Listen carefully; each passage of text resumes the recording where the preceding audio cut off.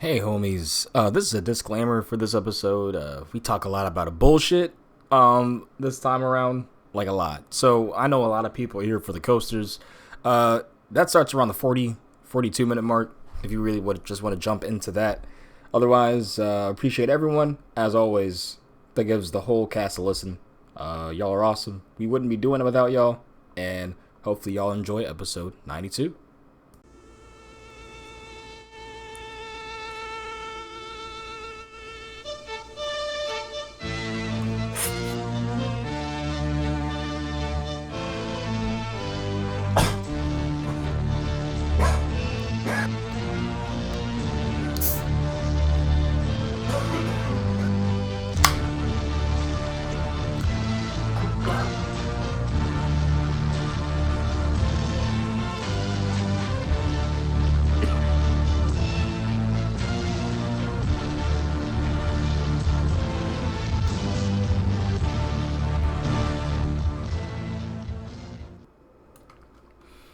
Ladies and gentlemen, welcome back to episode 92 of the High Rollers.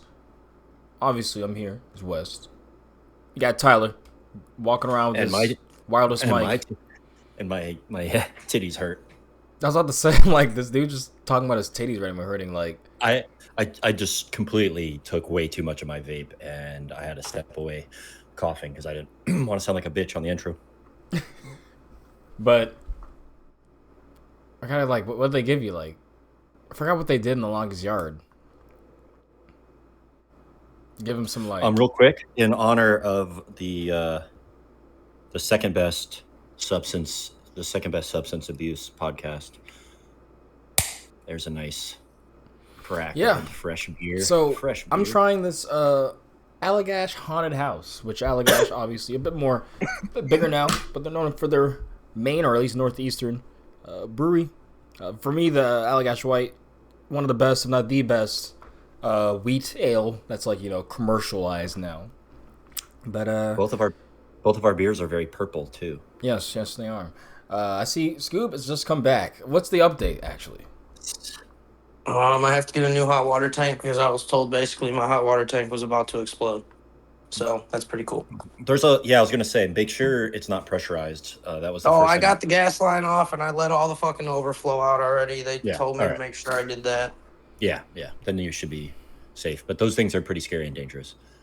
Yeah, I didn't realize how close that was to actually exploding because I kept telling him all the noises it was making, and he was like, "Yeah, dude, make sure the gas line's off and everything like now because that thing can blow the fuck up." And I was like, "What?" And he's like, "The noises it's making and how old it is." He's like, "That's gonna blow up." And I was like, "Shit." It's pressurized. Yeah. Yeah, water heaters are kind of crazy because they're not complicated, but they also are. Because they literally get debris and shit in them. It's so strange. Like the amount of water heater stuff I've dealt with in like my past professional life is way too damn high for somebody that wouldn't imagine dealing with water heaters all that much. Yeah, not to keep talking about it, but I got a plumber coming over after work. He's gonna double check and make sure, but pretty sure we need a new one, and I'm gonna have to install a new one like tomorrow because we're moving in tomorrow. I can't not have hot water. It's the first big fucking thing to happen in the house is the day before we move in. Everything else has been smooth so far. Yeah. Home ownership, brother. I was just about to say. That's the old home ownership battle, man. My brother moved in, and he was at his wit's end with his selling of his old house process, and that was pretty tormenting on his psyche. And then he, I think like day 2 or 3, his AC started leaking into his floorboards. Jesus Christ. Yeah, no, it's one of the reasons why I'm like, besides I can't afford it and never will be able to. It's so scary. There's so much endless shit, man. It's just that curse when you buy a home. Everything's got to fuck up. And bad things typically when it's like big bad things or like things that feel heavy on your life.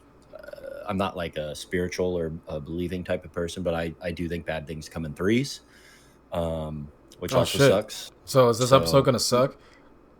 No, I'm not saying that. I just want Scooby to be able to protect his mind, psyche, and probably wallet because it makes you all the more sexy to me when you can handle a nail gun like that. I had a lot of help from my friend who's a contractor. To be fair, I couldn't have done any of this without him. So Yeah, but I just was watching you use that circular saw and nail gun. So if I I stand up and know I'm absolutely bricked up in these gray sweatpants, you know why. I got some handyman work. I was a carpenter before, but a rough carpenter, not a finishing carpenter. That finishing carpentry and rough carpentry are two different worlds completely. Where would you put both the JCs as far as carpentry goes? One being Jesus Christ, the other being President Jimmy Carter. What? Well, no, they were both amazing, like left-leaning, socialist, wonderful leaders that were carpenters. I love both those JCs. They're like top JCs in the world for sure. He's got a point, West. Jimmy Carter's a great dude and a great husband, which is a valuable trait as a man goes. Yeah. And was he a great president or did he change our world? No, he really didn't. But was he a good person with morals and beliefs and dignity that quickly fell off after him? Yes. Some say the last non-morally corrupt leader. Also, getting this political this early in the podcast, you're gonna watch the views drop off whenever the fucking. I guess never mind. They don't watch our show. I love politic talk. I could do that too over coasters. Yeah, you know my stance. That's literally why I'm off fucking Twitter. Same, dude. I just try to keep my mouth shut, and there's too many motherfuckers on there threatening people that I'm just like, do something. People are threatening people now. It's getting that good on there. Well, it's the hypocritical stuff, like how they apparently hate cancel culture, but now they want to cancel people for how they feel about wall and balling. Keeping the receipts and stuff. And Yeah, I'm like, insane. I never had a problem with Wallen. Like, he talked to me a few times. I thought he was okay, but then he unfollowed me. So that was why I kind of talk shit about him here and there jokingly. Like, it was just like lighthearted shit talk about Wallen. I don't really know much about him. So, well, this community and culture doesn't understand nuance and, Josh and gray the area. boys. Yeah, well, Josh with the boys, doing shit that like part that. too. Like everybody's so fucking. I've I've been called a snowflake my entire life, and now the true colors show, and we know who the fucking soft pussies are. Where were you? What were we talking? Where were we? Yeah, where were we? How hot Scooby is because he knows how to fix his house. Oh, dude. Wait, what you smoking there, Scooby? Back to the show. just a little bit. Shit, because you got me. Called Hood Candies is what it's called. The strain. Did you see my Death Row Records? Happy Dad? Bro, hold up. I'm sorry. It's just sweatshirt over here. Hold up. Let me go grab it. I'm sorry. It's just the fact that it's a seltzer is just Bro, get the fuck out of here. And it's tall too. It's huge. This is a motherfucking 24 ouncer. So for our foreigners, 710 milliliters, so a little shy of a liter.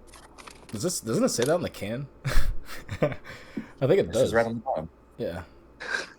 Hold up. You like that? Oh hell yeah, fuck, dude. Dude, send us a picture of that, and I'll send Wes the picture of my beer, and we'll clip it into the. Agreed. So, I'm sorry to hear that about your water heater, though, Scoop. Me too, bro. I still gotta tell my fiance. So if I drop off randomly, that's because she's calling and I'm telling her the bad news. No. Yeah, no. You have life altering. Like, yeah. So sorry, no hot showers. Yeah, sorry, but you and me gotta go get a hot water tank today, so me and Cameron can put it in on Saturday. Not doing the cabinet pulls like we wanted to. Sorry. To be honest, it's probably cheaper to just fly down to Florida and take a hot shower down here, bro. It doesn't change your problem or solve it, but no, you stay for a couple days. Stay till you want. I leave in 7 days, so you could either stay here while I'm gone, or that would be great. What if you came to Florida while I was leaving? Perfect. Actually, Wes, you know Tyler, my friend. Yes. I did that. Me and my brother, when we first went to KD and Busch Gardens and Carowinds, we used Tyler's house as our home base, which was really generous of him. Like, he wasn't there. He was like, "No, I'm out of town. Feed water my plants." And, what the hell? That's awesome.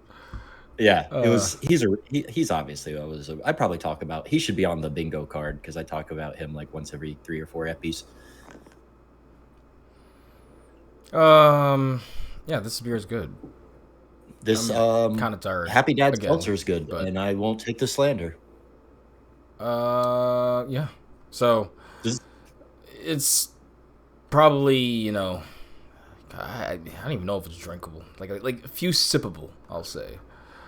God, what was I gonna say before the cast? Of course, I forgot it. So much stuff happened. Yeah, I don't know. Oh yeah, that was what I was gonna say. Thank you for reminding me, Twitter, because it's all that it is now. Yeah, so we can't say foot or ball, pig or skin. This whole cast because both our teams lost. So, yeah. Scooby can because Oh yeah, Scooby can actually. he beat me, right? It was Detroit. It was Det Riot. No, he doesn't go for Lions. He's a Bears fan. That's dumb. I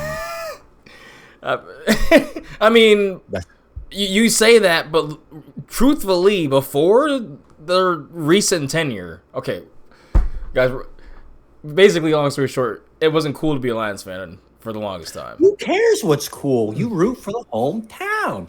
That's why I don't have an NBA team, is because Tampa doesn't have a team. I don't like fucking Orlando. That's for fuck that. That fucking pussy town tourist trap bullshit. Tampa till I die. No, you can't follow a squad if they're just shit. Dude. That's why I was out of football for so long. Bro, I was following imagine being a Rays fan. I mean, I can't really follow with that. I know the Rays maybe from Backyard Baseball, like 2003. That's a good game. Dude, I watch that. I'll watch live streams of that on like Instagram and TikTok and just fucking love it. That shit just makes me so happy. Like, I don't know what it is. Like, that's a good game. But yeah, I forgot what player was big on them back then. But I remember that shit. Who? What era? So 2003 maybe. It was like that. Baseball. No. We were ass. We weren't relevant till 2006 and 7 when we got Evan Longoria and then made it all the way to the finals against the Phillies. And then we had like 3 or 4 really good years. Kind of fell off, and then semi recently we've had another 2 or 3 late playoff runs. I really loved that era because that's when I watched a lot of baseball and was going to games. We had Carlos. What was Carlos's last name? Our first baseman. He was the coolest motherfucker. He had the worst batting. He was one of the classic first baseman. I'm here to hit balls hard.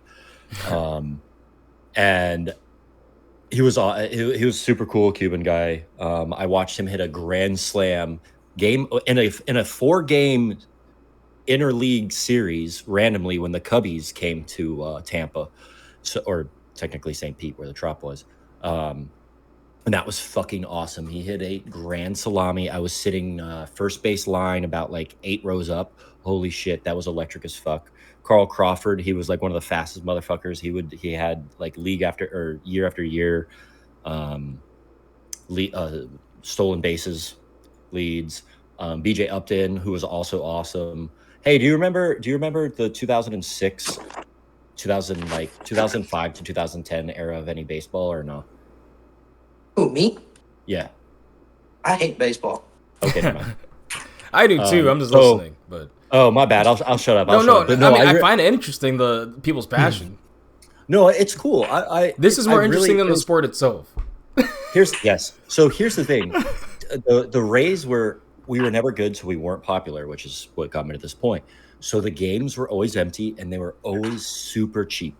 I'm gonna mute Scooby because he's just clacking wood around. You won't be able to hear it though. I barely hear it on my end. But the games would be like $5. They'd be like $5 or $10 and free parking. Dude, it was legit. So I never understood why people didn't go to it, besides that it was in St. Pete, which wasn't a baseball town. But again, I think it's just because they suck. And because it's baseball? Okay, I'm sorry. Yeah, there's 162 fucking games. It's kind of hard to fill those seats, right? That's what I'm saying. It's like, there's so many, like, so the thing is about a lot of sports in America, I feel like, is we have so many fucking games. Like, 162 games. How many games are in hockey? Over 100 games, right? Or is it 80 still? Oh, Scooby, you're muted. 82. 82? Okay. 82. Still, that physical of a sport, 82 games is ridiculous in my opinion. Like, that's a lot of games. Oh, 100%. And I still think there should be. I've said it 100 times. Cut it down to 50 and call it. I think they should be able to fix football by making it shorter. I don't know, making it more like soccer, if that makes any sense. I'm trying to think because they so extended it I- actually. They extended so it by I- a so game, I- which I thought was crazy to me. I'm like, the season's So- already grueling. So I grew up going to the Trop. Long story short, I love St. Pete, which is where the Tampa Bay Rays played. Oddly enough, it was the St. Pete Devil Rays. I like the transition when we made the transition from the Devil Rays into the Rays, which is when we got good. So of course there's funny like Christian groups that are like, yeah, see, it's the devil, blah blah blah, which is hilarious. Good job, Scoob. I see you. But no, seeing that thing get destroyed, like, it's completely destroyed now. Like, that was insane. Yeah. Holler out, Gavin. No, come back. Tell Gavin to get back on this camera. Gavin, come back. Tell Gavin, Sammy really wants to meet him and hang out with both of y'all. Well, tell him to stop being like, I'm not sure. And then, like, the week before, being like, damn, I should go. Like, yeah. Okay, well, we could do a local. Well, that's the to thing be about fair, the high rollers. he's not really right? enthused though, too. So it's like, Well, exactly. So if we want to do the local thing and go into Richmond or Fredericksburg or whatever the fuck's close to you, like, we could do coasters, sure, but also it's like, hey, let's do that brewery, let's do that Mexican joint. Like, I obviously give a fuck about coasters. I'm on a goddamn roller coaster podcast, but like, if I'm going to KD or something, all I got to do is get on that shit Grizzly, so I could be like, yep, still shit, and then ride the good rides like the RMCs. I'm dying to get on Dominator because the last time I was there I didn't, and I really need Dominator back in my life. And obviously I'm waiting for I-305 to open, because if you're not riding Dale, what are you doing? well, I think it's been long enough that I can ride Grizzly again. I probably should go during a weekend before we close for the season. When do you guys close? This weekend. Oh, well, It's our last, you because probably should then. to be fair, that sounds like if I An extra thing. okay, now hear me out. Like, if I go Sunday, that might work. Because if I go Sunday, go right when they open, and then leave like at 3 or 4. If I just lap Grizzly, I'll be straight. Like, I won't hit traffic like it's bad. Let me ask you this: how far are you from Jersey? 4 hours. Okay, because that's open. It's indoors, right? Ew. So listen, both of them are open right now. Can you Both of them confirm are- that? Yes, literally today, both of them are operating. Yeah, but that's gonna be today only. Agreed. Like, why are we even planning right now? Like, it's gonna be one of them are gonna be down.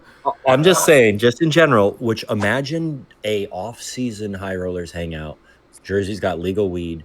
It's right there. Obviously, we could either stay in the city or stay in Newark and go to the city, but like crashing fucking Nickelodeon Dude, while hold stoned up. and enjoying the mall. Can we just talk about how cozy Scoob's like house is right now? Oh, this is my garage, bro. This is my chill spot. Dude, Wait, is this the new house? The garage is the cave. Holy shit, you hooked it Wait, up. is this your garage of the new home? Yeah. I'm feeling so cozy right Bro, now. if I just want you to know, if I ever visit you, I'm never leaving, because I'm not gonna get off that couch. I was like, Oh, bro, I'm getting a TV out here too, and then we're gonna watch sports out here all day. This is my little sports den.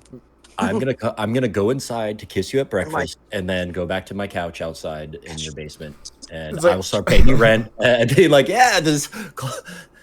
yeah, I don't know if, so are you into wrestling at all?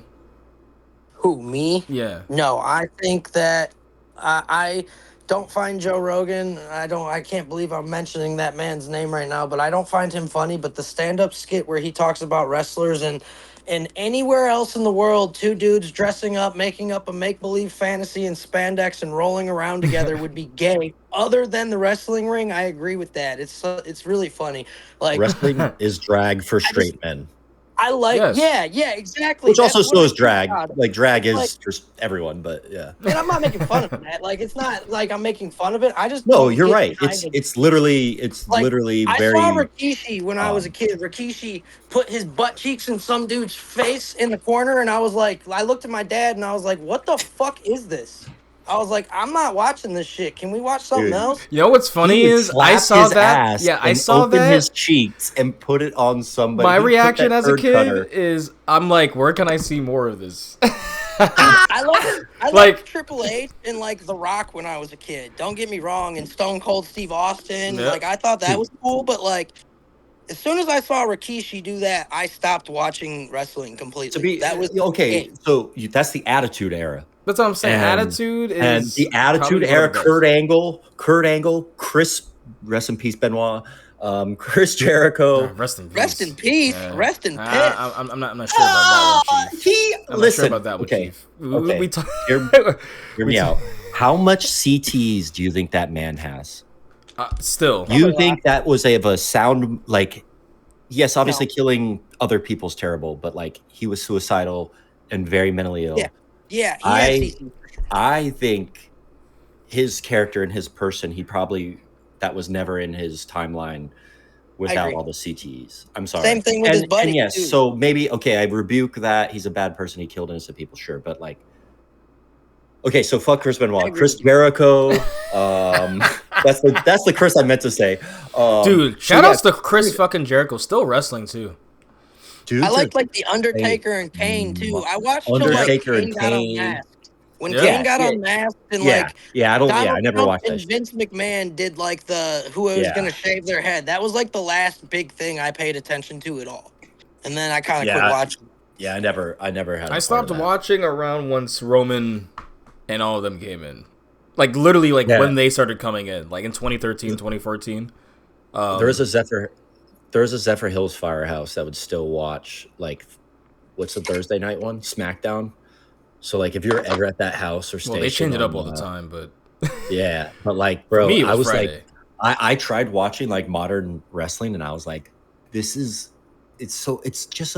drag in a what are those shows? Soap boxes? Have you tried? I'm a hot take. One of the best wrestlers to watch right now that isn't making you feel like you're watching drag is Logan Paul. All right, I'm gonna get off the screen. Okay, now. no. So Pentagon Jr. I'm sorry, one of the best right now. But those are my type of wrestlers I love. I love the ones that actually they're characters, like big characters, but they are actually like upper tier card. Like, you know, they're not like a joke. And Pentagon is talented, but for how big he is technical as fuck for what he's doing. So And I he's a got loser. a question. I got a genuine question for people who watch WWE and stuff. Why don't you guys pay attention to actual high-level collegiate wrestling tournaments then? Because that's actual skill set and sport. Yet you guys watch fantasy make-believe. Like what? Where's the? It's the stunts. It's the for example, I'm gonna go to Pittsburgh to hang out with Joe, and we're going to see a double cage match. Like, you know what I'm saying? Like, it's something they don't do that. I guess coming from the martial arts side, I just don't find. And I love the martial arts side. That's the stuff I'm saying. But it's because it's supposed to be entertainment. That's the thing. I don't know. Like basically, like if you were to try to like, hey, go ahead and do a safe super or one of those moves, do a safe crack driver, do a safe power.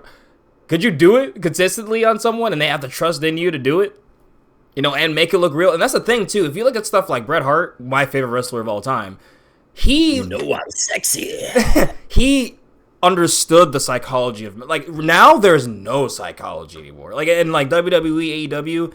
Back then, when you saw them get hit, when you saw them go through these things, they were actually acting as if, damn, like, oh, he has a bum leg. You know, he has to go through that for the match, and their acting was actually better in that aspect. Now, the selling's not really there. They'll sell it maybe for like the hit. Their psychology before the match really isn't. They're not. Honestly, the promotions are kind of bad too. I'm not gonna lie in comparison to what they had back then. But really, the actual physical. The actual selling, the actual psychology, and even some of the technicality, it's not as tight. Now, the people are really technical now, but that's the thing about Logan. His moveset's, 5 or 6? but he knows how to do them really well. What I always hated about wrestling was that like Stone Cold Steve Austin, who is an S tier human. He used to be technical, by the way. Then then he turned to bruiser. So which worked out really well. I just loved like the concept of these moves, or like a pile driver, or the last ride, like all those things. Like you understand that like it just breaks your neck. So it's like I do this, boom, I win. You never hear from that wrestler again because he's paralyzed because I killed him. So honestly, that's what I kind of like about a lot of the indie stuff now, is because a lot of the storylines are rich like that. Like you'll have someone go through a crazy something like move like that. Obviously, they practice it, they'll do, but then they won't be heard from it. Like they sell like this injury, right? And then they come back in a very opportune time during a certain match, whatever thing. The indie scene right now, in my opinion, is better than the main scene, even AEW. Dude, okay, but I would say if you want actual wrestling right now, watch it. Watch what? Because like that's the other thing. I don't really care about like the drama because like and that's the thing. WWE is so about the drama. Yeah, I mean it's always been it's General Hospital for wrestlers. It's literally General Hospital. It's Days of Our Lives, but for straight men. It's weird. I mean, it's a reason why AEW got really big. I mean. So from 2018 to 2021, if you look at like what they were obviously storylines, but they're kind of more realistic storylines. They're based on like, hey, we're wrestlers, we're big in the sport. That is it, like. And then they kept it short. There was no really behind the scenes like anyone. Yeah. Not the whole CEO getting beat up in a stretcher.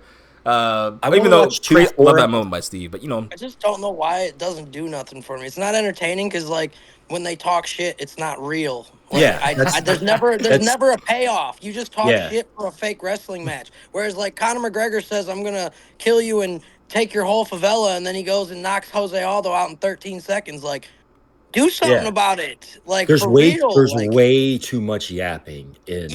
For people. Also, that's shit. Like that's I'm WWE like, we're like, all right. Sure. I'm there chilling with the guys, we're testosterone, we're all at the firehouse. We're like, all right. And I'm like, all right, I'm gonna watch some wrestling.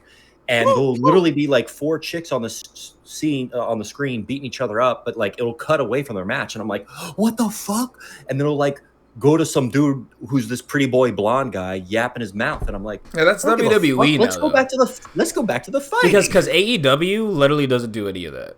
And like a lot of indies very, very stuck to like, hey, we're gonna keep it to a minimum. And if it is like a certain character, like there was one guy, I forgot what he was, in like the first season of Hello Wrestling or Enjoy Wrestling, sorry, in Pittsburgh. But he was basically like he put you in a body bag like after the match if he beat you, and he he made it through the tournament, put someone in a body bag. But that was really the craziest character. You know what I'm saying? There wasn't really anyone else that like, and if they didn't go into it really at all. That's just his character for that tournament. So when you keep it like that, that's enough. When you get to like you build on this, he comes like and messes with title matches and like they're jumping in on moments where it's like you said, General Hospital moments where they're just walking around and it shows like the fake relationships. I could care less. So that's why I thought it was WWE. The relationship shit's weird. All that shit's weird. That Booker T and Stone Cold or whatever in the fucking grocery store skit. So like I say this while also recognizing that there are good moments away from the ring. You just have to pick and choose. Exactly. Not do it every Attitude day. Attitude Era did it right. That shit was funny as hell. I remember that. Right. Yeah, they did that. What's his name he showed up at Homeboy's house, wasn't it like Shawn Michaels' house or whatever, and beat the shit out of him or something? That shit was hilarious. Yeah, because it was cheesy. It was like slapstick, stupid, funny. That's like, exactly. It wasn't trying to itself as a General Hospital drama show. That was cool back there. So that's what I was kind of gonna get at, like, because I grew up with comics, obviously, campy as hell. Some of them are like my favorites are the dark and gritty ones, which is what I gravitated to. But in general, I was like, all right, this is kind of like once I realized and I was explaining to my cousins, like, yeah, it's not real. But what they're doing is still gonna hurt. Like they could still, all their. And I was like, okay. So it's like it's a show. Okay, and then I'm like, it's kind of like, and I'm like, these are literally like over personified characters, like a comic. And I'm just like, okay, you can get for that, and you can't get for that. Very understandable. Let me clarify to your audience too. When I said not real, I meant like the outcomes not being Obviously, real. I didn't mean yeah. like the body punishment and stuff because wrestlers put themselves through shit that Dude. most sports people don't. So I'm very clear on that as far as the body and wear and tear and shit. That is all real. I meant real as in like a competition. That was it. I forgot which wrestler I was listening to. I had like their 16th surgery recently. We don't I'm have like Biff on here. You don't gotta 16 apologize surgeries for within that. like I a decade of your will, life though, is 'cause insane. It's real. It's real for sure. What Like it hurts. I just want my wrestling to have two 400-pound men choke slamming each other at the same time. Boom! And one of them rolling over I and want hitting them. Hulk and Andre the Giant just on No. So that's That's before. I want Kane and the Big Show hitting that choke slam, same, because they both had quintessential big boy choke slams. Because I think I know for a fact they've both done that at the same time. Like that was a huge moment, bro. I showed you. Also, I've mentioned it before. Hold on. I mentioned it on this cast before, but I've met Big Show. I live in Tampa, Florida. All these wrestlers, dude. I've sat next to Big Show on an airplane in first class. Wait. How? How? Like I remember. But what I mean by that is how do you not take up the whole fucking like aisle? Like first class. It was a first class seat. My mom worked for the airline, so like we would just do standby. We'd go, so we would. It's a big show. I think I ended up giving away that. Till the night. Oh yeah. But no, all right, sir. I grew up Citrus Park. It's a big show. 15 minutes away from where John Cena lives. 15 minutes away from where. Wait, have you ever seen John Cena though? How have you seen him? How do you see him? No, I have never seen John Cena. He's invisible. But no, I remember Big Show's in the area. I remember Big Show's fingers, and I was like, "This guy has fucking dicks for fingers." Like, they were so big. I was like, bro, ain't no way. Like his poor wife, like, oh my god, like those things. I'm not exaggerating. Like, I can't take out my penis right now, but that was a finger, like a single finger was like that. It was nutty, bro. like okay, so like here's for example, here's my ring. Here's my ring. I'll be right back.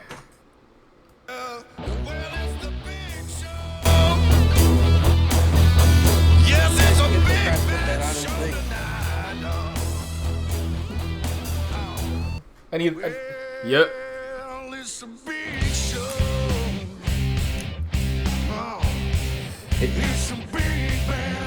His ring. What he needs. What'd you say? I said his ring versus his ring, or my ring versus his ring. Bruh. Hold up. I think I got the funniest condom ever over here. It's like they gave out these condoms at this one place, and they had like it was like Coca-Cola logo, but it says enjoy on it and shit like that. Like a whole bunch of different brands, but they were like knockoffs and just had like sexual innuendos on them. All right. You should be playing the I Know I'm Sexy. Oh, my Shawn Michaels. Anyways, roller coasters, maybe? Scooby's be like, all right, I'm gonna head out. I gotta go. Yeah. It's like we have a roller coaster cast. I was literally saying that. I said, watch Scooby be like, I'm gonna head out. Hosts that don't even want to talk about roller coasters. Okay, That's hilarious. real quick, can we transition into the one that is sports related as far as news? Scooby's here. Well, Scoob wasn't here when I said this, but we literally can't talk foot or ball, pig or skin. Hey, you can't say that. No. I was gonna say we can't. Me and Tyler because we lost last week. So you can. So if you want to say anything, you go ahead and talk about your Bears, your boys, the Bears. But what about the huge buyout? I'll say one thing about it. I feel like Ben Johnson is definitely a saving for Caleb right now. That DeAndre and all of them are definitely definitely coming up for that man. But yeah, that's still a good upside. That team is look pretty good. I was gonna say Caleb Williams hasn't played a good football game yet, and we're 4-2. So the upside of this is very high in my opinion because I have not thought very highly of Caleb yet. He's played decent, but not first overall pick good. Like, No.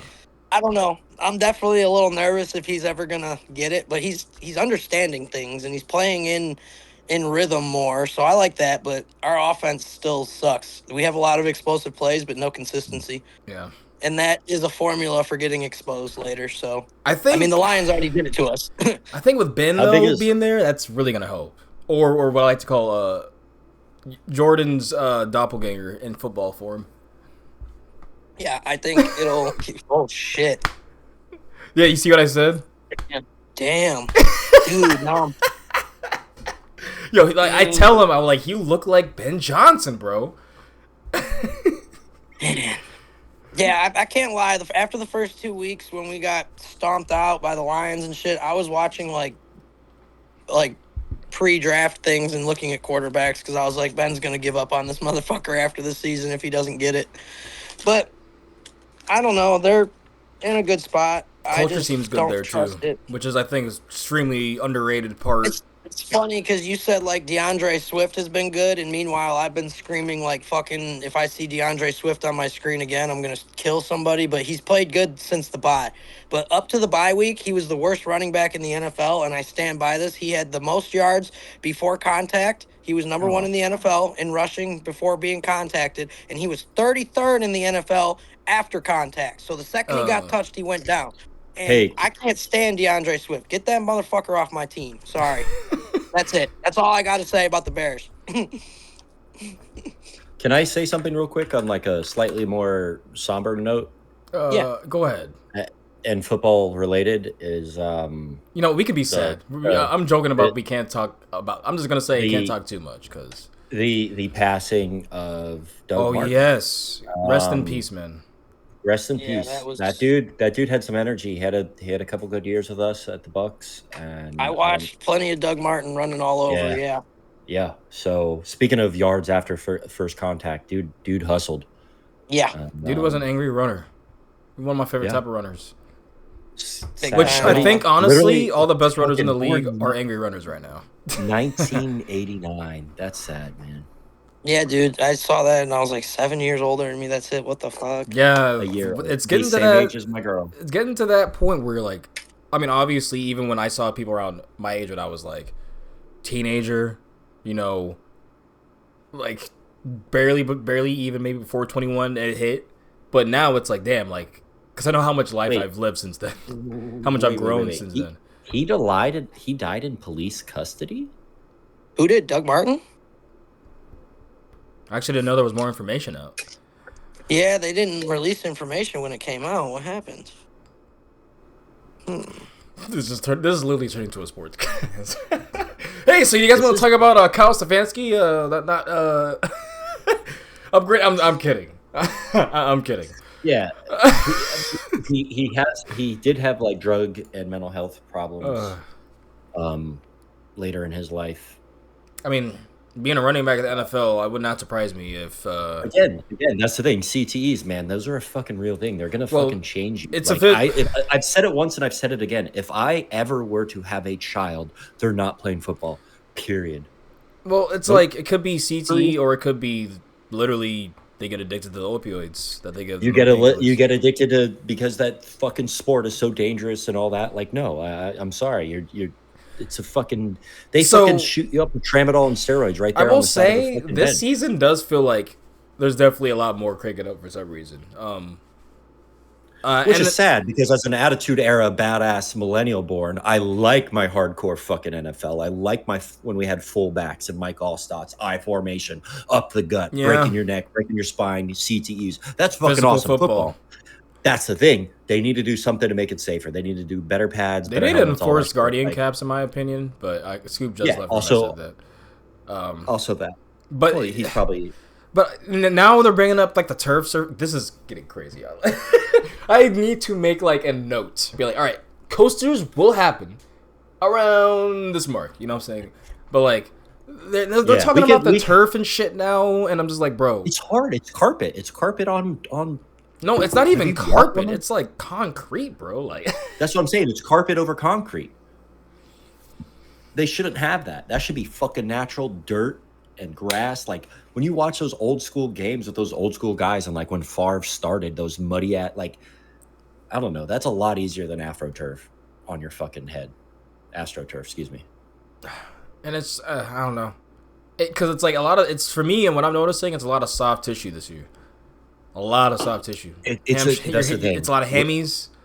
We're actively with our technology era. There's a new industrial revolution era. Almost like we have so much knowledge. The human body is getting pushed to the max, which is why you see these performances, you see these record-breaking things, and it's just something else. So they're getting hurt bad. It's dangerous. It's insane. I just remember hearing about hearing from Logan Paulson.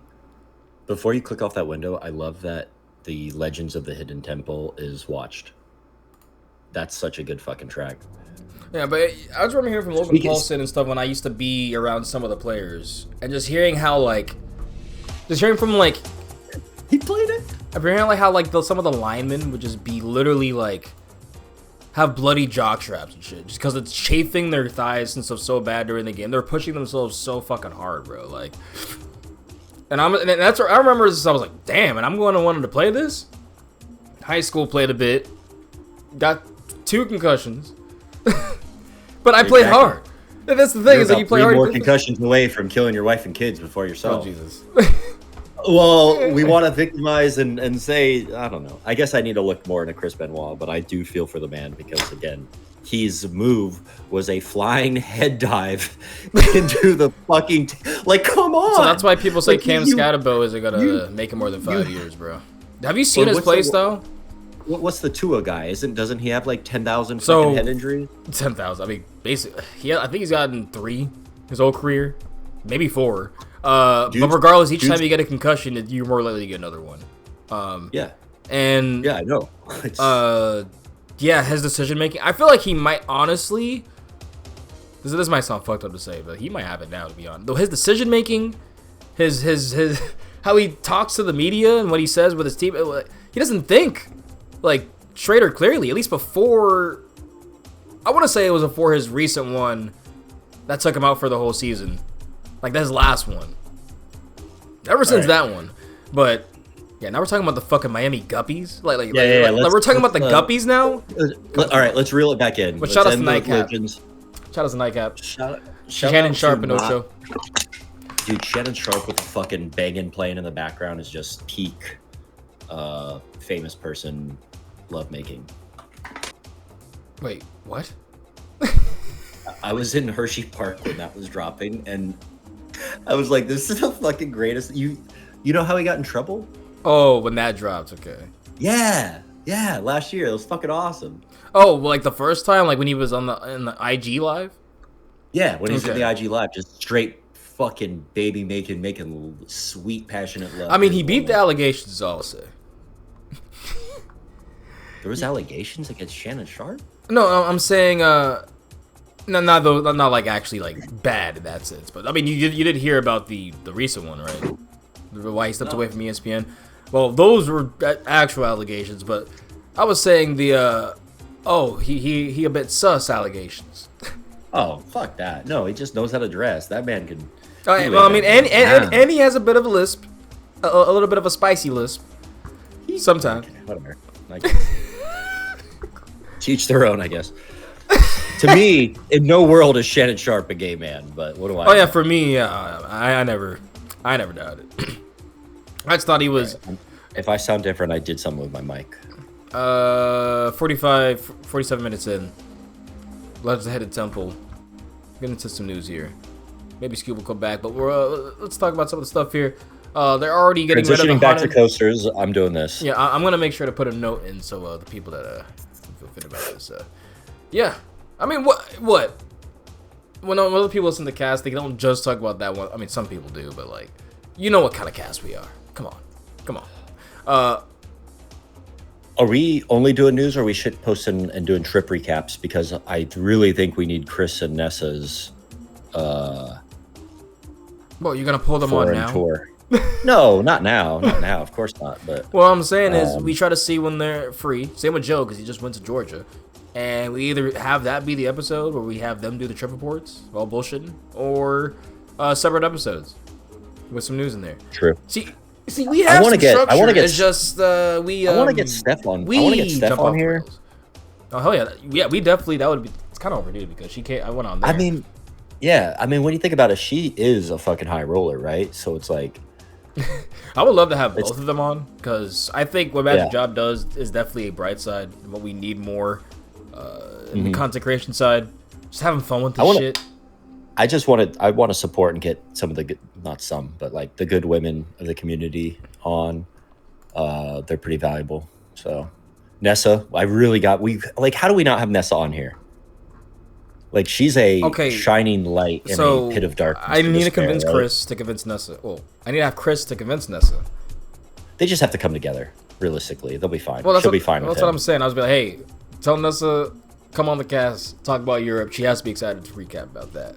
I told her I want her. I literally messaged her. I said I want her the dueling RMC single rails. I said I want that report, and I also want her Fantasia Land report. Well, that's it. Well, no, but I just meant because obviously Chris can go and do a lot of stuff, but I just want to hear through her eyes. Oh, like you messaged her like right now? No. I messaged her when she was there. Oh, okay. And she was. Oh, also Jen has been talking with her because she was in Europa Park, and she was like, Jen I've been. Yeah, she's like, I've been following and messaged her and talking to her. I was like, okay, that's awesome. So that would also be cool because what is their Inverted Creative? Shout out Inverted Creative. Hopefully I get a fun little piece of merch from them soon because I called out Jen because I won their trivia on like one of their first like 2 or 3 months episodes. and I never got my thing because I quote unquote tied. So I just said, hey, I just want to hold you accountable. I want my sticker. Well, what if I told you I wasn't recording right now? I am, but haunted attractions pass at the Six Flags parks. A lot of them went away. We'll see all the parks that did, but I obviously have some thoughts about that. SeaWorld San Antonio needs to do something better for their marketing because they've opened up 2 new coasters with barely any talk. But theme park obsession. Thank you for telling us about Barracuda Strike. I want a shit post about that ride so bad. Seems like Kumba. Wazi has a train situation, but it seems like their operations, the park obviously in flames. We're gonna talk about that a little bit more. We got a little bit of an interview from Joe Rohde. KD, can't look forward to lose any more trust, man. We're gonna talk about what happened here and how parks kind of operate in Six Flags in general. It's not just KD here. Fart Blaster! That's not actually what we're doing here, but it's actually going to be the first Shrek ride coming in Texas. So. I was wrong. It's not a toy. And then a current look at the planned lands for Universal. So this is probably the most recent and the current look at the lands and the overview of the park. So new roller coaster potential coming to Cedar Point. How are they going to do Jurassic World to kids? I am curious. It's going to be like a Cretaceous camp, I think, something like that. I mean, obviously dinosaurs kids love, but like in theory, like the whole concept of it is not for kids. But the surveys came out for Cedar Fair parks, or Six Flags parks, sorry. Cedar Flags, Six Fair, I don't care, same shit. Yeah, I have an opinion, but long story short, these don't matter, guys. They're not asking you guys what their input is. They're already making the decisions themselves. Scoob's back. I'd argue that they do matter because Cedar Point put out the one about the tilt coaster like 2 years before Sirens came. Yeah, 2 years. That's about the time frame you do that, right? But right. Cedar Point is different because that's the spoiled Cedar Fair Six Flags. No, but that's about the time you'd have commit start doing all the process of putting something like that in, especially something like Cedar Point. That's why I kind of think like sometimes they do, sometimes they don't. And Canada's Wonderland did Alpenfury out the mountain after putting that survey out. Yeah, but like, so I think they do matter a bit. But I think what I'm saying is, I think those are clearly more planned ahead of time. Like, Yeah, like 2 years out for sure. so 3 so plus. so when they have that survey out, by the time we get it, they're making the ride. They're just trying to see. I don't even know why they put it out. I guess it's kind of to tease the ride, if anything. That's how I see it. Oh, these are all the parks that got it. I guess we'll go into that as soon as we get through this. Yeah. Also, I don't know what the surveys have been either, though, so I need to be told what they've been because I haven't Yeah. seen anything. I've We avoided will. coasters. oh, real quick, we can all agree to don't act unresponsive on Stardust. I'm just gonna say, don't be a fucking dumbass, okay? Like the first occurrence of it was reported then, but apparently it's been a recurring thing. I'll They slap need you. to In just be kicking them out and banning them for. Hey, a you're year not every time allowed. they do it. You're not welcome back here. Yep, every single time. Get out of our park. That's disrespectful to us. That's disrespectful to our guests. That's disrespectful to a human being that lost their life. You're probably a brain rotted fucking Gen Zer or a 45-year-old dumbass loser. I won't say anything else, but yeah. And then let me be at the exit when I see you escorting them. I slap them right in the fucking mouth as hard as I fucking could. Yeah. So Oh. I do. I just think, yeah, don't be a fucking jackass, guys. Like, come on. Like, Look I already imagine the operator that had to deal with that. Operators on you the know I what? wish I was Ty's size, bro. If I was Look- Ty's size with my fighting skill, I'd Do you, talk so do you much more. do you see how long these? Do you see the size of these arms? Do you see Bro, how long so these are? fucking I'm going. ripped and tall. I'm going. Like, I'm just like. I'm going. Oh, okay. And I'm just fucking slapping the fuck out of you. Like, Bro, let me I slap was some saying, sense isn't in he? you. Not Isn't he enough. just like not, Jason Statham? Like, why isn't no, he? Bro, Jason Statham he's is like a like- fucking 5'9" little shrimp man. Yeah. Yeah, but I'm 5'7", dog. Yeah, but you know what? Those I'm little, also those 5'9". little, you little fucking dense. Why do people people? Why do people think 5'9" center, short? with your center of gravity, right? Like I go to wrestle you, and I'm like, oh shit, he's like down there. Like that's hard. No, I honestly, hate fucking wrestling so- short, Bird compact. leg. I'm like Fort- a tripod.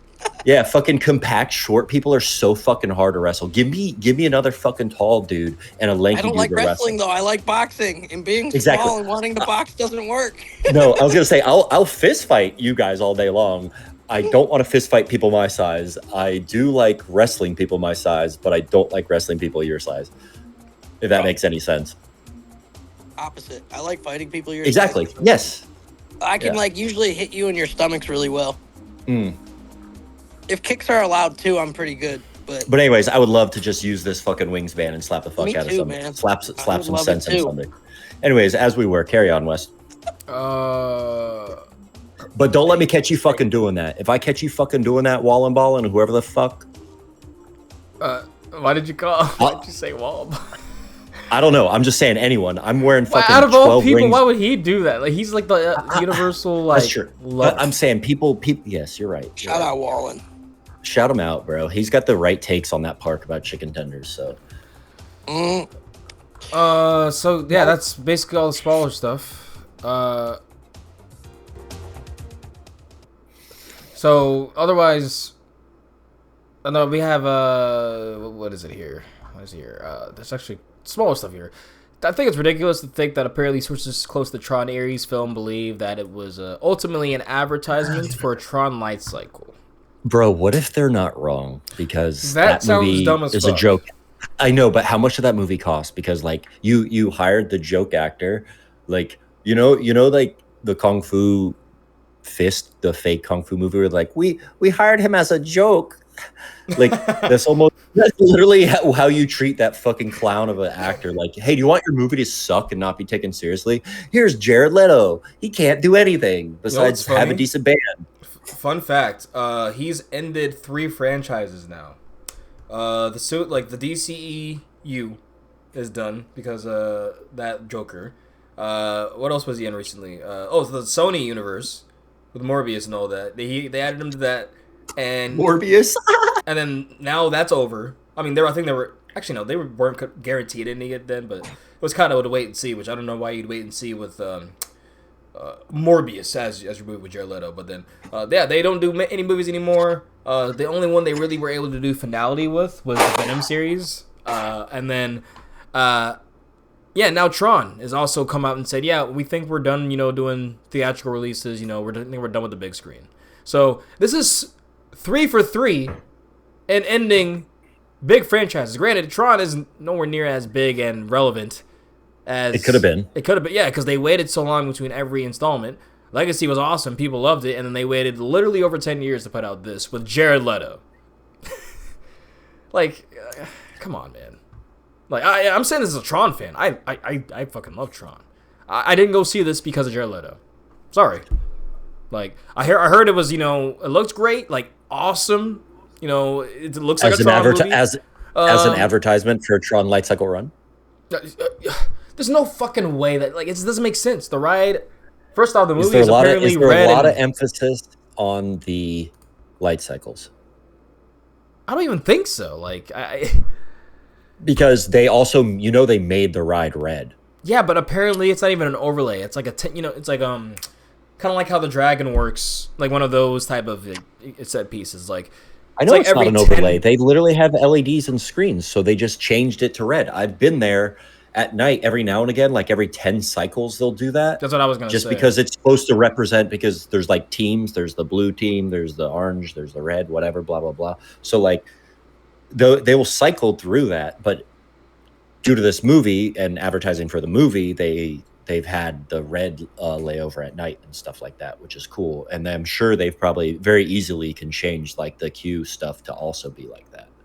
Because the bikes are just lit up by LEDs under their tires. It's like, so, I would argue that this was made to then make the Tron movie, because this was the only thing Tron that was coming out between 2013 and this movie. A little bit of column A, little bit of column B, to be honest. Like, they kind of support each other. I mean, that's the whole point, right? I think so. I get Disney's whole strategy, right? Like, I think Bob Chapek worded it terribly. Like, hey, like when he was saying the whole Disney Plus connection thing, like, if you were to, what you watch at home or what you go to do at the parks will directly be what you kind of reflects what you get on Disney Plus, and vice versa. It reflects what you do at the parks. And like, I get what he's saying in the sense of, if you like a franchise, you might be able to do something cool, an actual really well done experience for that franchise. Cool, I get that, but it's kind of, I don't know. You gotta kind of, I think the doing both well is the hard part. No, the ride part for Disney should not be hard, but it's just the movie aspect. It can be pretty subjective, right?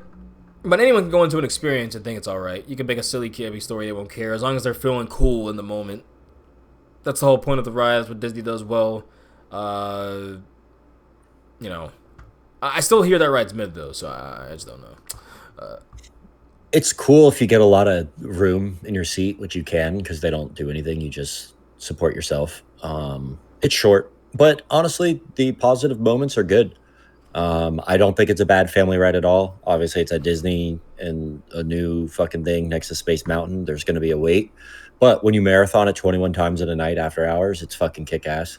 So I have a spoiled view of it. It's a good ride. The display, how they executed it, all that is done very well. Especially they could do this overlay and change it, make it red. Like, that's cool. I agree. Yeah, it's not a bad ride. It's no Hagrid's. It's no Hagrid's. It's probably worse than Big Bear. Haven't been. It's probably worse than Big Bear because that's a full ass ride. But it's still what fun. You call it. But I'm a roller coaster enjoyer. So there's hiccups. It's worse than Hiccups for sure, easily. Hiccups is 3 times the ride. The gimmick is cool. The motorcycle gimmick is cool. Like, let's be real. It's a cool fucking gimmick. I like it. But I have a smooth brain. When it comes to roller coasters and takes, my brain has 0 wrinkles. It's like, does it do something? Does it make me feel something? Is it big? Does it have a gimmick? Is it have a vertical loop? Does it hit any of those check marks? Or is it fast? If it hits any of those 6 check marks, I'm going to get off and go, that's fucking sick. Pretty much of those 6 check marks, by the way, Grizzly hits none of them. Yeah, you got a bad ride, dude. It's gone. I'm going to keep it at that. It hits none of those. I'm just going to let people roast you. So nope. It's fine. I'll literally screen grab this and put it on TikTok and be like, Grizzly's mid. Do you guys agree? Yeah, no one's going to agree with you. It's fine. Okay. Because no one I don't think anyone has agreed with you so far. Which also, we do have a question, one question as well. But that could be for later. But I just remembered that. Okay. Anyways, Yeah, we covered no that one. part of the Literally, news, I we guess. were all surrounding you at the Airbnb, saying like, "You're kind of ridiculous, but we still love you," type of thing. Like, And the biggest news that I think we should be talking about, the last one, the big one, Travis fucking Kelce. well, I was gonna get all the Universal stuff out of the way, but yeah, that is pretty big. Honestly, we'll talk about that once we get to the Cedar Fair stuff. Right after the haunt stuff, because apparently it works. You'll see it works. But all the Universal out of the way, y'all saw that Fast and Furious was testing, right? Over at California. I did. And why is Tom such a fucking Okay, loser why do you ride? care about his take so bad that you bring him up on the cast? Like, Because oh, I want Tom- because I want to one be on their show and I want them on our show. That But is like, true. I feel like I'm just gonna rage the entire time. Be like, yo, that ride looks great. Oh yeah, you do have Like, you guys do have it's pretty opposite takes on it. it's literally a spinning velocicoaster. Like, what the fuck could you possibly want, Bro, and then like, have you seen the updated layout, or have you not looked at it? no, I don't. I just know it's gonna be good. Like, The I don't updated even like layout Intamin, looks- but I trust You're Universal. such I a know what they can. You're such a troll. So, what? What do you mean? This is the way No, I'm not the way you slipped You- off your tongue so like. You know, I'm not like an Intamin fan or anything like that, but like, obviously they can and do make fantastic rides, especially in the hands of good parks. So Look at Velocicoaster. It's not my number one, but I will 100% say it's a perfect roller coaster. Like, start to finish, everything about it. Perfect. So you guys saw how it started testing though, right? Oh, no, I didn't. Really? You didn't see any Is of that this? why is that why he's running? No, I don't watch things like this. I don't. It's spoilers to me. How's that a spoiler? Anyways, Because I don't watch any POVs or any layouts. it's not a POV. It's literally I an don't watch override of the I know. ride I'm going just, to the second bro. I know. I'm telling you. I don't look at layout stuff. I'm sorry. Call me crazy. I'm not laying. I know. I'm not. I'm just like that. That's it's a bit much for me, but I kind of get it. Like, because when you go and see it for the first time, I mean, I'm gonna it's turn my even more sweatpants enamored. into shorts real quick. Wait, which ones? The Jesus pants? These ones. Because I was like, please don't fuck up the Jesus pants. What are My you doing? sweatpants. I don't know how high to do this. I'm gonna go right at the kneecap, and then maybe I could fold them up and sew them. I was gonna say, I'm like, you're just gonna have tattered pants because there's. I'm trying to think if I want to throw these out or not. Or like, But no, I think they did this on purpose. Because people were like, "Oh my god, I can't believe," and they were like, "Oops, up," like all this.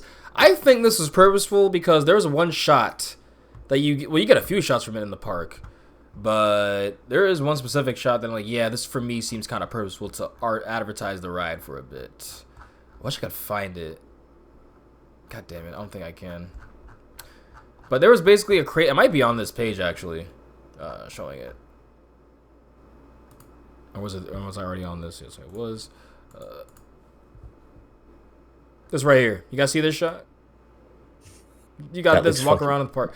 I think that is clear. Like, it's really hard. I feel like to do that accidentally. Or is an accident that couldn't happen twice, but Yeah. Obviously, and I could be wrong, but this is just my hunch. I think they did that to advertise a little bit. Like, hey, look what this shit's gonna look like, guys. Like, this is kind of crazy, right? It's like perfectly in the whole, like, beginning of the inversion. You know what I'm saying? That's Why like a do the- picture someone's gonna take on Instagram once it's finished.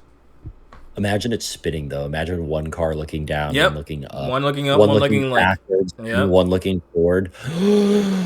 How could you not be hyped for this? Well, he doesn't like spinning. Well, the people don't like spinning. You know.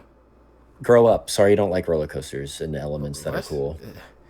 I mean, spinning is adding something that just like how I don't like the free spins. Though I mean, those aren't really coasters, in my opinion. But How do you have 20 notifications on Twitter, bro? I don't check Twitter. That car one looks kind of cool, honestly. The controlled spin or whatever. Yeah, it's gonna be dope. I watched that video and I said something to Gavin the other day. I was like, I think I'd actually ride that and be okay. Because it's not just like free spinning and shit. Yeah. No, it's controlled. It's It's like control- it's gonna be Yeah. like it's gonna I'm be a fine more. with that. It's intentional. It's not stupid. It's like if you took Guardians of the Galaxy. It's like if you took Guardians of the Galaxy and put it with Velocicoaster and said, "Here you go." I feel like Time Traveler might be a bit better fit because, like, doesn't that actually spin fully, like 180 or 360 the whole way? But it's slowed. Like, it has like really high current eddy spinners, or really high really beefy eddy currents. Excuse me, I'm fucking buzzy. To get that slow spin, like, because you're still spinning, but you're not spinning fast at all, like a free spin.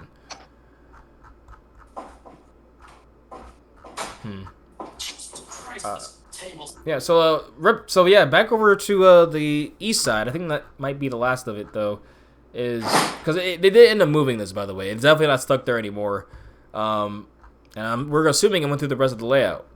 So, but back on the east side in Orlando, all of Red Rocket is gone.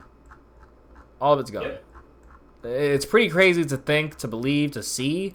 When you go there, I know you're going to get a culture shock because basically a home park for you. You've been there so many times in your life. Seeing the upbringing and demolition of it.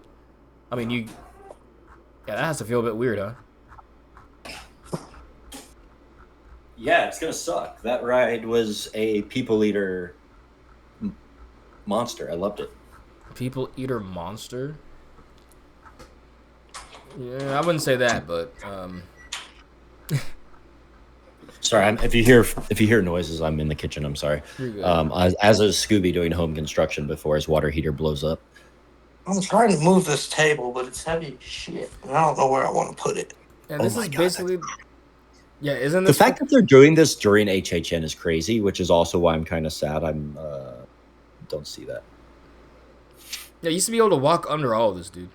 Shout out the Yeet seat. Did you hear what he said? He said, "I'll give you guys a proper welcome whenever," because about the Austin thing we're talking about, a proper Austin welcome whenever you make it down here. And I said, "Does this include a kiss?" And he said, "Yes, and a tugger." Oh my God! Yeah, I can't wait. I can't wait to see my guy. Tug on my shit. Yeah, so now you could just see the Hogwarts Express because there's no fucking station either. Yeah, because the base of it's all gone. Yeah, because the sight lines, you never, it was so hard to see that train, which was awesome. Like, you had to go, behind the mummy in those bathrooms back there and shit. But this is the last piece. Dude, let me buy that. Let me make that my coffee table. Dude, that's pretty big to make a coffee table. That's at least Let me take one section of that Mauer track. That's at least 15 feet. Put a glass cover on on one section, not the whole thing. Sorry, y'all. Dude, that's the last piece of track. I don't know, man. It's a bit sad. I don't know. Like I said, even with stuff like Anaconda, I know that's stuff at home.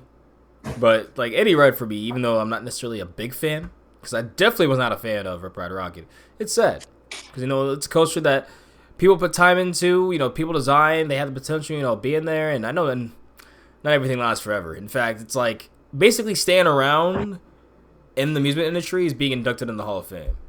Because if you, for some reason, are able to make it past 10, 15 years without being taken on for something else, yeah, you're a coveted ride. You're definitely essential for the park.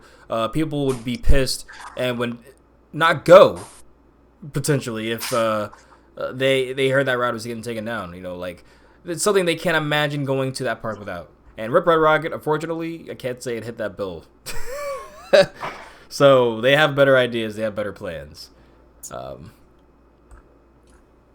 Right. Rest in peace. Pour one out. Yeah, I try to put that, because I respect what it was for the park, man. I really did. Now, I completely agree. I thought it was a good ride. I agree with your take, and I completely with your takes, with Nate, where he's happy it was on fire.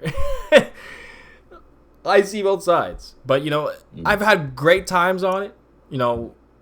I've lapped it a few times myself, buzzy as hell. It's done its purpose, as an enthusiast, it did its thing. It's a shitpost ride. I don't know. I really can't hate it for that. It's a shitpost. What kind of coaster does that, man? It was such an odd coaster. Man. Yeah. Do you see any other Universal stuff though? I think that's everything. Fart Blaster? Oh yeah, Fart Blaster. It's not the most important. Yeah, that's the most important. I feel like we're late to the Rip Red Rocket game. Rip Red Rocket. Oh. Shit, that's all the way up here. That was early-ish. You guys can tell it's been a while, huh? Because we recorded a bit too early with the last cast. But hopefully y'all didn't... Wes complained last week didn't have any news, and then this week we have 3 weeks worth of news. Yeah, that's what happens, though. Yeah. Bro, normally this time of the year is dry. Like, what's happening? But Universal is building the first Shrek ride. Shrek and Fiona's Happily Ogre After will show riders how an ogre and princess were enchanted by love. Sounds like a cool dark ride. Hoping so. And opening in 2026, the new Universal Kids Resort. That's kind of crazy to think about, right? So is the fart blaster? Is the fart blaster going to be a toy, or is it going to be part of that ride? Let's see.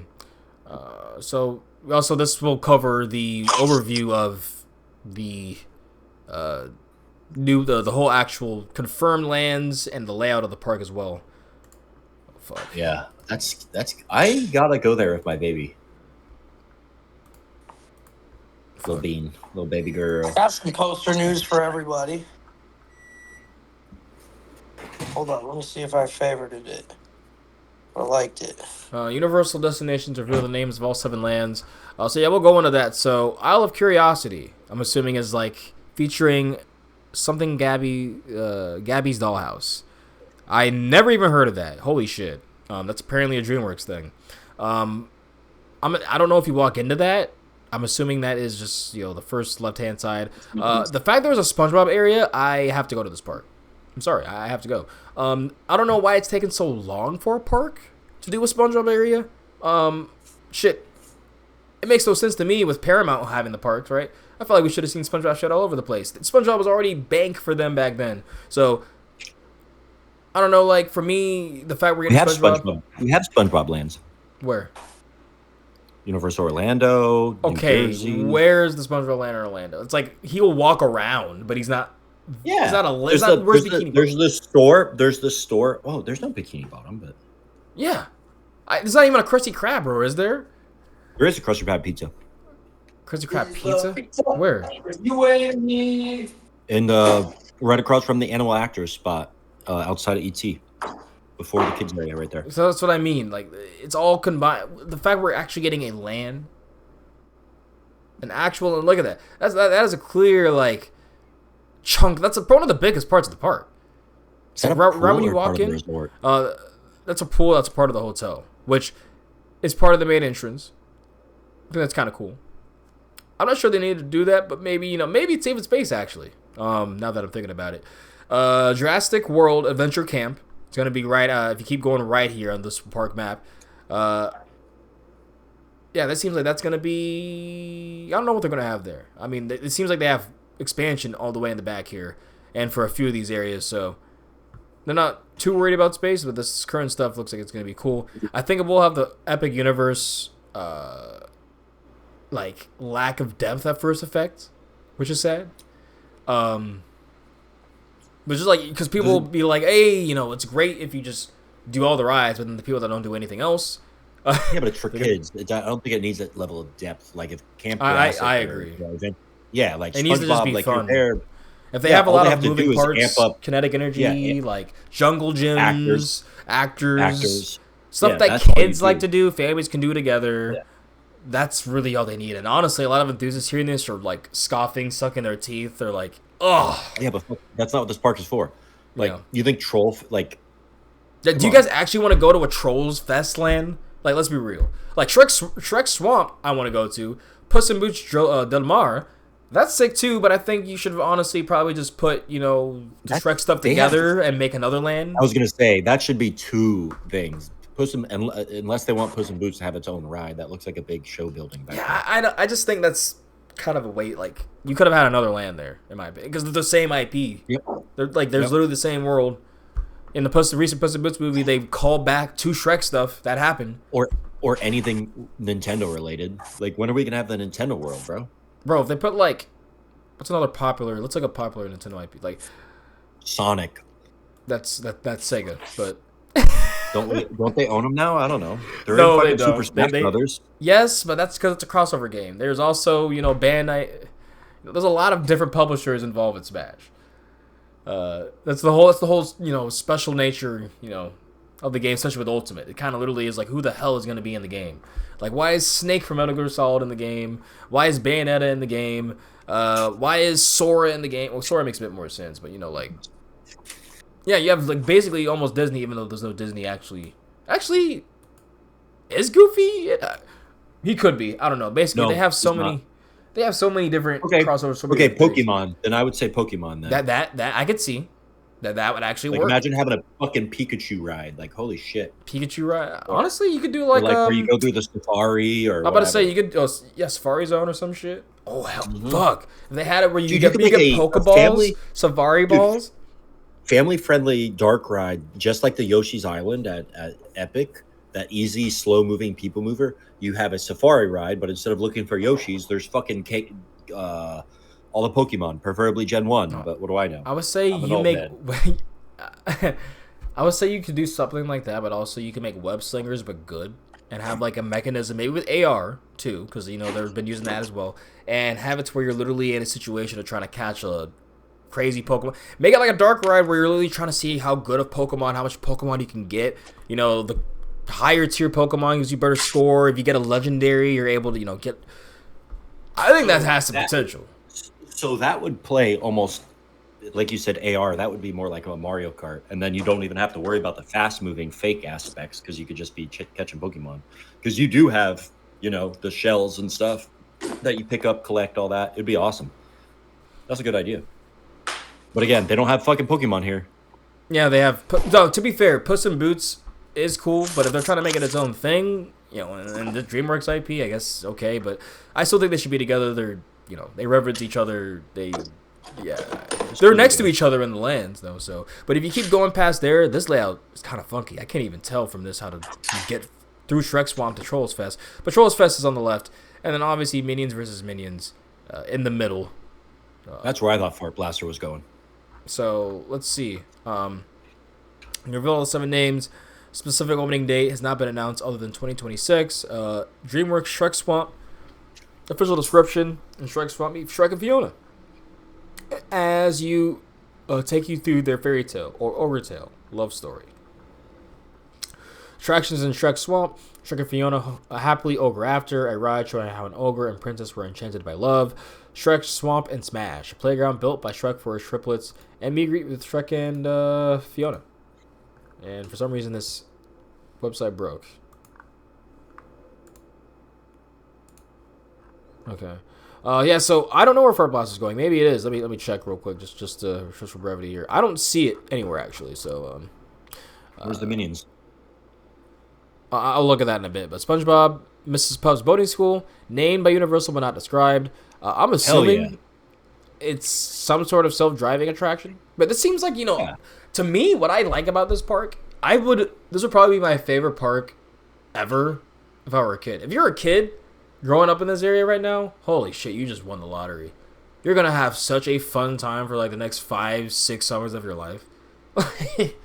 This park sounds like a dream world for me when I used to go to parks back then. Imagine a family-friendly, like less intense Spider-Man ride for the Mrs. Puff's boating school. Ooh. But in the front seat, next to you is a giant Mrs. Puff or SpongeBob animatronic. And if it's SpongeBob, it's like, and he can't drive. And it's just crazy as fuck. That would be hilarious. So Mrs. Puff would probably scare kids, maybe, but I don't know. Because she'd be big? Yeah, she's definitely big, and she kind of looks kind of weird.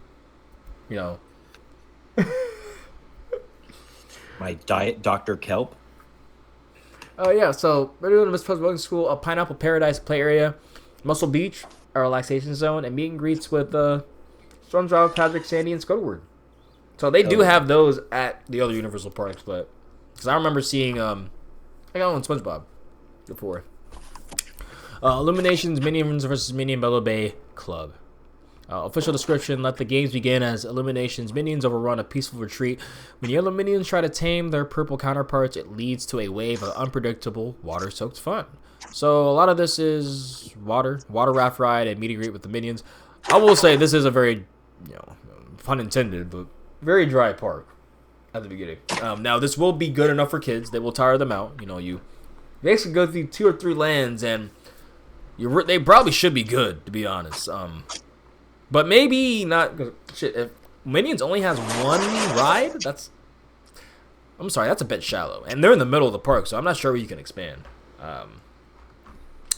Yeah, meet greet with Minions and the water raft ride is all for Minions. I guess I'll take it though, because less Minions, in my opinion, is good for kids. Jurassic World Adventure Camp. Official description: Jurassic World is on the hunt for its newest class of young adventurers. Experience the excitement as you explore and come face to face with dinosaurs and roaringly fun play areas. There's teasing what seems to be some sort of family coaster over here. People are saying it is an Intamin. Oh, yep, that looks cool. Maybe that looks like a baby ride, like the one over at. Yeah, it looks definitely like Flight of Hippogriff, that kind of thing. Yeah, Flight or whatever. Roller coaster. Woody's used to be a roller coaster. Yep. There's a chairlifts area. Seems like there's like a lot of play area stuff, which, like I said, would be an awesome, like, for a kid. Oh my freaking god, I would love this so much. They're gonna have meet and greets, so a kiddie coaster, Mr. DNA's double helix spin, a kid-sized nebulous ride system of sorts. Well, if it's a nebulous at all, then that sucks, because I know they're not gonna run the cycle that's actually good, because they never do. Kid-sized drop tower, lookout towers, a play area, and meet and greet with dinosaurs. DreamWorks Trolls Fest, you're invited to the most colorful, most joy-filled, and, of course, most glittery musical fest of all time. Also has a roller coaster. Yes, it does have a roller coaster. Sparkle, shine, glitter, glow may not be a balloon ride in the picture concept. Kiddie coaster, Trolls Pop It Up, a dance party, Poppy's Playland, a play area, Trolls Critter Crawl, a play area. So they just have 2 play areas. Sensory Garden, honestly, 3 areas for you to go. Why does Trolls have the most shit? Brozone. Because Trolls is really popular. No, Trolls is huge right now. Is it actually? Am I missing? Yeah, and it's good for kids. It's kind of like a parallel to Sesame Street, but like less educational. Huh. Okay. DreamWorks Puss in Boots Del Mar. It's a legendary day with Puss in Boots and Del Mar as the kiddie adoption drive is in full swing. So this is going off of the newest movie. That's cool. With colorful decorations, sideshow games, and fun rides and festive food. Swings, a swing ride, Mama Luna's puppet show. Oh shit, there's gonna be a puppet show? Fuck yeah, I'm down for that. Carnival games, Sensory Garden, meet and greets with Puss in Boots, Mama Luna, and Perrito. Isle of Curiosity, Gabby's Dollhouse. Yeah, this is the one I actually have no clue about at all. Is this a new character? Like, yeah, it's probably a parallel to Sesame Street. Gabby's Dollhouse. Or maybe a Dora the Explorer type of shit. A central hub with interactive play areas and shady lawns for rest and recharge, plus an immersive retail experience where guests can meet characters from Gabby's Dollhouse. No clue who that is. But more concept artwork. Though this I put through, the attractions themselves won't be revealed until... Okay, so basically we could see a bit more potentially later. So that's it. That's it here. No mention of the fart blaster though. Yeah, I think I just put that in there because I saw fart. No, but what do you think? You think it's gonna be part of Shrek? You think I say it's still part of Minions. Yeah, I still think it's part of Minions probably, but because Minions only has 2 things. That's pretty dry. Like, considering I guess Minions is kind of popular for some dumb reason. Yeah, that's all the Universal shit. These kids all were raised on iPads, bro. They don't have functioning brains. So the Universal stuff. As do their parents. So. That SeaWorld stuff real quick. SeaWorld San Antonio opening silently. It's not like it's open, but they will be announcing they're opening. How are they going to get that?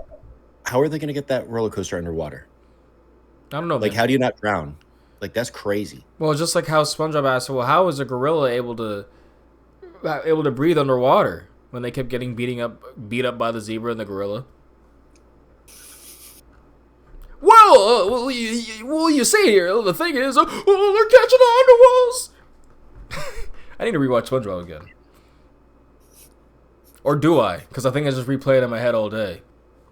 Well, I'm able to say scenes like, okay, whatever. Maybe they were right about SpongeBob. Maybe it was bad for your brain.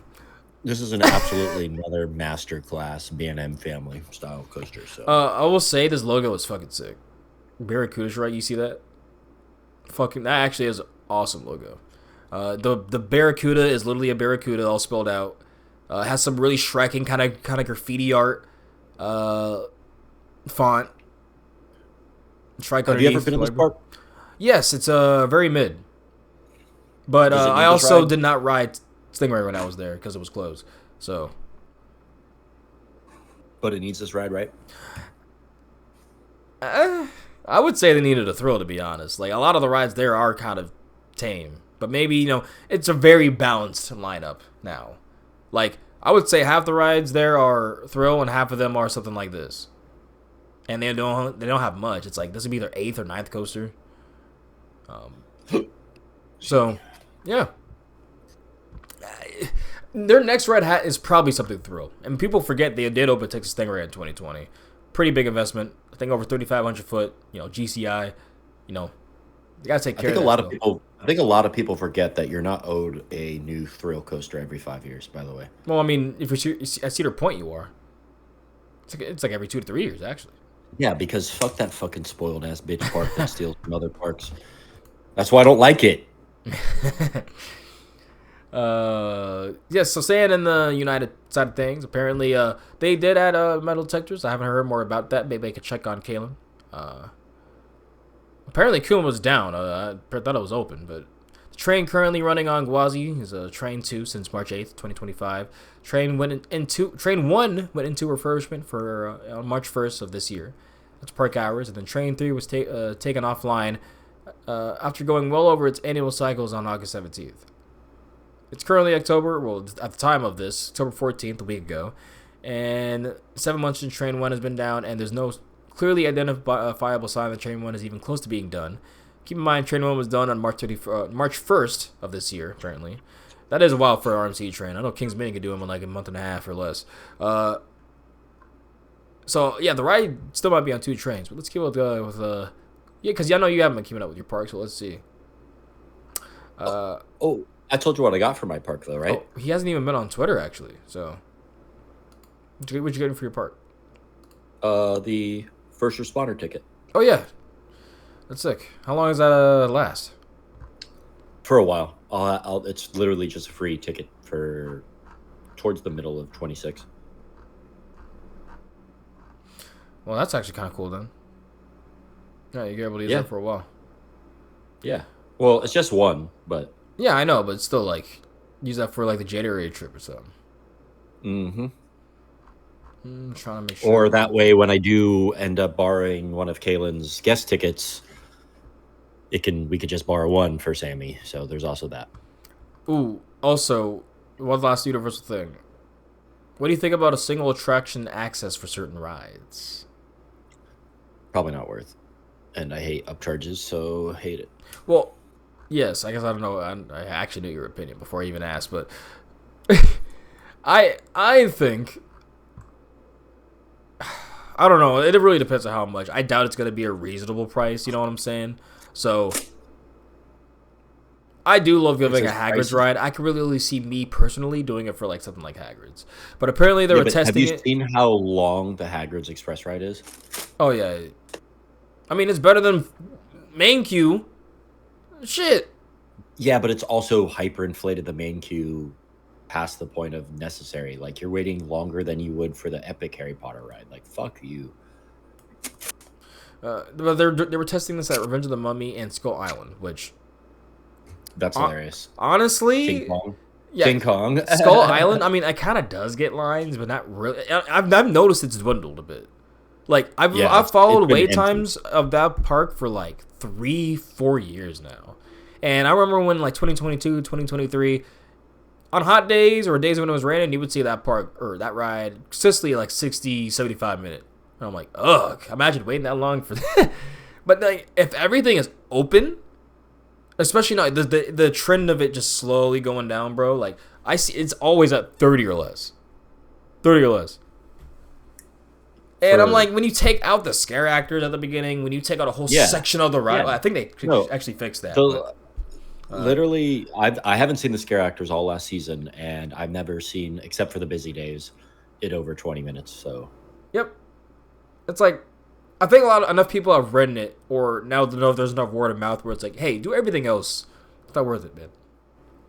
Like, I just think that ride system was a failure in my opinion, because every ride that Universal has used with it is not good. Yeah, it's a screen-based attraction that sucks. Nobody wants that. Nobody needs the T-Rex coming Okay, up but next to you to really bite think you with about this it though. fucking Like, stupid screen. Like you could tell there's not a T-Rex there. but Like truly think about what it is. It's just let's go down an alley of screens. yeah, Like, 3 different alleys. ugh. Like, I don't know. I see right. Like, to me, it's so skeletal. I see right through the hole. There's no immersion at all, ever with any of that shit. Like, it sucks because when they took out the outside portion, to me, that was the best part of the ride. So, oh, this is cool. I actually see some theming. Because there's Outside's been nothing there. else. They ran outside recently. Yeah, I know they fixed it like earlier this year, but the last 2 times I rode it, I'm like, I'm done because I'm like, if there's no outside, there's no point because this ride is cheeks. It's literally like not far off from Fast and the Furious, to be honest. They're pretty fucking close without the outside, at least. Oh, I love this little cat. Yeah, mine have been pretty good. Now she came in earlier when I was doing the intro, right when I started. I was like, oh god, but no kitty cat cast this time. Just I have a hard time not just squeezing her when she's purring in my lap, same. and she'll hate it. Like it's just that cute aggression. Well, you she know? doesn't. She actually does not hate being squeezed. And Oh, this cat just has such a low fuse for. Kalen says Iron Gwazi and Kumba are both running and both on one train. Yeah. Yeah. Yeah. Doing hollow scream. Yeah. Honestly, to be fair, Kumba running on one train is better than having no Kumba. Oh, 100%. But it's just hilarious. Oh, sorry. This 'Cause is literally the last you to use. But continue. Nope, you're good. Oh yeah. This is the good. It's probably the biggest dues. Yeah, actually, can you make that bigger so I can look at the price? Yes. So Universal Orlando has released multi-day tickets. So you know how you can get for every park. So you know how you can get multi-day tickets for Uni or Universal Studios, Islands of Adventure, Volcano Bay. Obviously, most enthusiasts just do the 2-day and all that. We were waiting for them to do something like this for all the parks, and it seems like you can. You can get the 4 parks with Epic Universe, Universal Studios, Islands of Adventure, and Volcano Bay for 2026. Move freely between Universal, Epic Universe, Universal Studios, Islands of Adventure, and Volcano Bay. And you can ride it on Hogwarts Express, obviously. But, yeah, they have a 3-day ticket option for this. They have the 3-park ticket option that most people will do. 1 park per day, though. Ooh, that's a bit rough with studios. Maybe you just don't go to studios that trip. If you use that. If you have 2 days at Epic, 1 day at Islands. 100%. Yeah. Yeah. But there's more. There's also a 5-day ticket. Enjoy 5 days to move freely between. I need to try to see if the prices are on the app. I'm assuming that's where this is. Bro, why don't you just get yourself a little fake Florida fucking ID and I get you and make sure we do the Florida ticket prices. I'm pulling up the app now because I have the Florida resident. All right. Buy tickets. I love this little cat. Is this for 26? Yes. Or starting now? Okay, you're visiting 26. Oh, 130 per day. Oof. 117 per day for a 3-day move freely. Let me look at it too. And then 3-day Florida residence. I gotta download it again. It's been that long. I'm not as much of a enthusiast anymore, huh? Oh, what Regal? $100 per day. How many? For Florida residents for the 3 separate days at 3 parks, Epic, Uni, and Islands. $100.66. I wonder if I could just purchase that for Sammy and just be like, here's her library card. Like, what the fuck? I don't know. Yeah, can you use a library card and be like, yeah, fuck it, because you can get those for free? I don't know. I don't know. Hopefully, maybe I can buy it and just with my price, and I don't know. I mean, apparently Costco can be used as a form of ID, from what I've learned. Did they? A Costco card? Did they check your ID when I bought you the Uni tickets? I don't remember, bro. Because I didn't even give your real name. I mean, I got in. Yeah, I know. That's what I'm saying. It's Like, I don't think they did.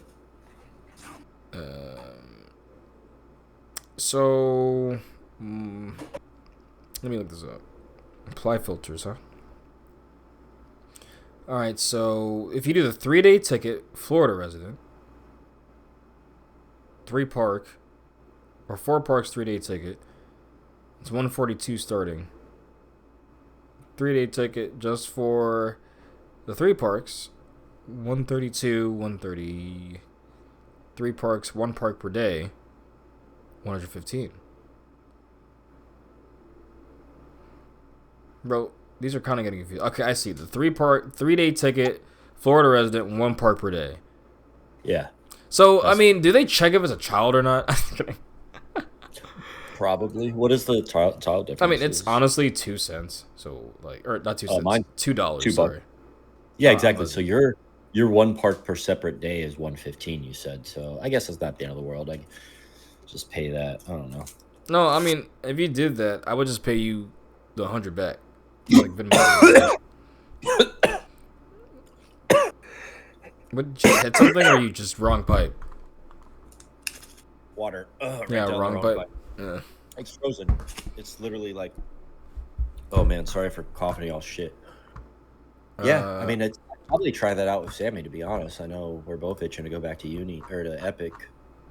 She went with a bunch of fucking nerds that were just trying to like fucking cred run and take pictures. So it's like, ugh. Well, I mean,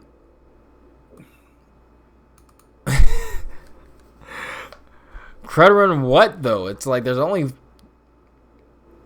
4. I don't know, man. Yeah, I don't know. I know I need to hamper my expectations because I only have the pre-opening, but I also know I still can marathon the fuck out of monsters, which is what I care about. So. No, because you're like, oh, crowds, and you live in one of the most crowded areas for parks. Yeah, but I go on good days. Like, that's how, like, even Chris was saying about Cedar Point. Like, I've also had a good weekend or pre-weekend at Cedar Point. Like, if you know when to avoid the crowds, like, that's what's cool. I have pictures of me and Stanton in the middle of Marvel Island, forward and backward views, not a single soul, completely empty outside of Spider-Man, just me. Like, you got to know when to go. Anyways, moving on. I'm trying to figure out what to move on to. I guess Florida or Texas is real quick with the circuit breaker, because that news definitely passed already. But yeah, Rip Ride Rocket and all the Universal news. Circuit breaker open briefly, open for 3 days, open for the weekend of the F1 Coda Austin race, one of the 3 races they have in America. But I think it was a way to kind of see how the ride was running. Kind of basically a pass holder preview, but an expensive one. I forgot where I got more of the information on that here. But do you think that clearance is meant for that cart being there or no? Yeah, that's what I was gonna say. This picture that I got with the clearance is why would they literally put that there? Like, it's not like that was put there in planning and they had that happen. Motherfuckers pushed a pretzel and Dippin' Dots cart, Minute Maid lemonade frozen, right underneath the low to the ground corkscrew. Where I swear to God, if I had my hands out going crazy buck wild how I normally ride, I probably would smack that shit. Is that a stupid vest Vekoma restraint? Those are way better than the B&M ones. But it's still a Vekoma vest restraint, right? Yeah. Ugh. But they have give. What are you talking about? Yeah, I know, but just be a man and just literally B&M restraints feel like Fisher Price material. I don't fucking know. Feels like some kid toy that they said fuck it. Like, we're gonna put leapfrog material into this shit. Like, I have no clue why it's so bad and so hard plastic with no give, and they thought it was good. That's the B&M. You guys are so good with your design. That's why it pissed me off really bad. Cause you're all so slick, so articulate, and then you make that vest restraint. What the fuck? Did that vest not come out though for flyers? No, I swear they. Let me look at Manta. That vest was designed because of flyers, because they needed it to be like that, but up when you're on your belly. So Manta doesn't. Yes, it does. You would know better than me. Yeah, it does have those. I know for a fact. Yeah, I see him. But like, are they? I swear they have more give, or they're not as like bad. Like, It has more give because you're leaning on it. bro, no, but that would still lean my collarbone. Like, I don't have collarbone issues at all. Like, I don't like on my bones, or like I don't have feeling at all like on that. You know what I'm saying? Compared to basically any like new invert, any new wing, or all the wings, I think, because all of them have them. Any new B&M dive past Sheik or Griffin. It's like, fuck. Yeah, because like I always describe the Macomb restraints are like a Nerf gun, or like a Nerf bullet. Yeah, no. Okay, no. If anything, the B&M vest restraint is like a Nerf gun, the actual gun, and the Velcoma vest restraint is the bullet being shot, the Nerf bullet. There's a lot of give. You can actually move up with it. Like it's like you can literally move up and still get airtime. Like a Siren's Curse, when you ride it, you still get airtime because the vests aren't literally pinning you down and shaving your collarbones. Shitty restraint. I just don't know how they got away with that. Why they letting themselves get away with that? Do you think it has clearance there? Like, oh hell no! I was telling you 100%. I would smack my hand on this because of how I ride. Like that schmuck just pushed their so to put in context, like there's a low to the ground corkscrew and then there's like a path underneath it, right?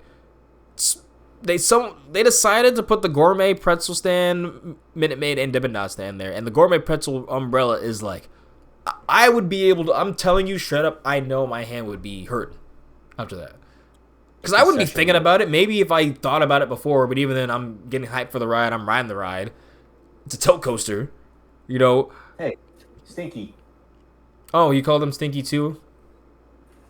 Are they actually stinky? Because these guys aren't farting anymore. No, they're not. They're not stinky at all. So I haven't had a reason to call them stinky. Her behavior was stinky.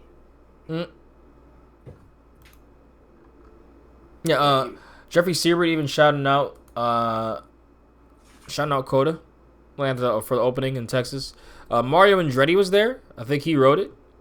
That was pretty cool. I don't know why he's on the front of the car or the track like that. It's kind of, but it's just for the picture's sake.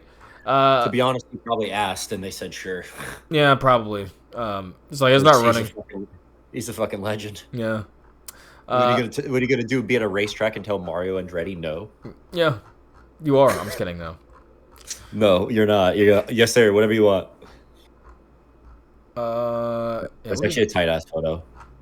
I want to see the photo of the one where he's actually like looking at the camera, but yeah, that person. Yeah. But yeah, the price for it was kind of insane. Let me look at this again because we kind of tangented on here. Where was this? So the general mission to go. Well, first off, you needed a race ticket, so you needed to have a mission to the race. So that first off is probably like $500, $600 minimum. F1 races are not cheap, bro, and that's one of the cheaper races to go and see, which is insane. So yeah, you need a race ticket, and then you needed to buy a general admission. So this general admission was $25, basically the same price as riding the Vegas coaster or the New York coaster in Vegas. And what does that get you, West? It gets you one ride. How many rides does that get you? One ride for $25, just like the. Oh, what if you wanted to ride it unlimited times? $499.99. $499. You get an express lane. What a deal! Yeah. Yeah, but you're literally probably only just express laning against the other nerds that spent $500 or. Bro, exactly. Like nobody's riding that except for those people. So I will say I didn't hear anyone else go out to ride it besides Andrew Hyde, which shout out to them because he's actually an F1 fan. So he was going to the race anyway, and he's also an enthusiast. So it's like, okay, he's one of the small niches of people that literally this worked out for, right? Like I would love to know if what he thought of like the lines and the throughput for it, because like 500, that's kind of crazy. Let us see here. Well, he also has a few circuit breaker stickers. He doesn't know a fair way to give them, but he'll probably just give them randomly if you just message him. I know this was a few days ago, but Yeah. Let me see here. Circuit Breaker was awesome, and Cotaland construction is really taking shape, showing how large the project really is. Yeah, like people forget, like even then it is a bit late. Like you're basically having a small amusement park next to a track, and you have a tilt coaster there, a freaking Gerstlauer, a shuttle coaster, potential to add more. There's a lot of land around it. It's not like that part or that track isn't getting money. They have so many races there for the year. Yeah, this is a go time. First time in new school for Coma. So yeah, this shot is fucking sick, man. Like as a motorsport fan. Yeah, but that looks small, man. 140 small. Yeah, it is. No, that's crazy. That's literally most of the coaches in the world. So pathetic. Dude, Girl Cat is on one right now. So that means you're gonna say the same thing about Siren's Curse. Yeah, I will.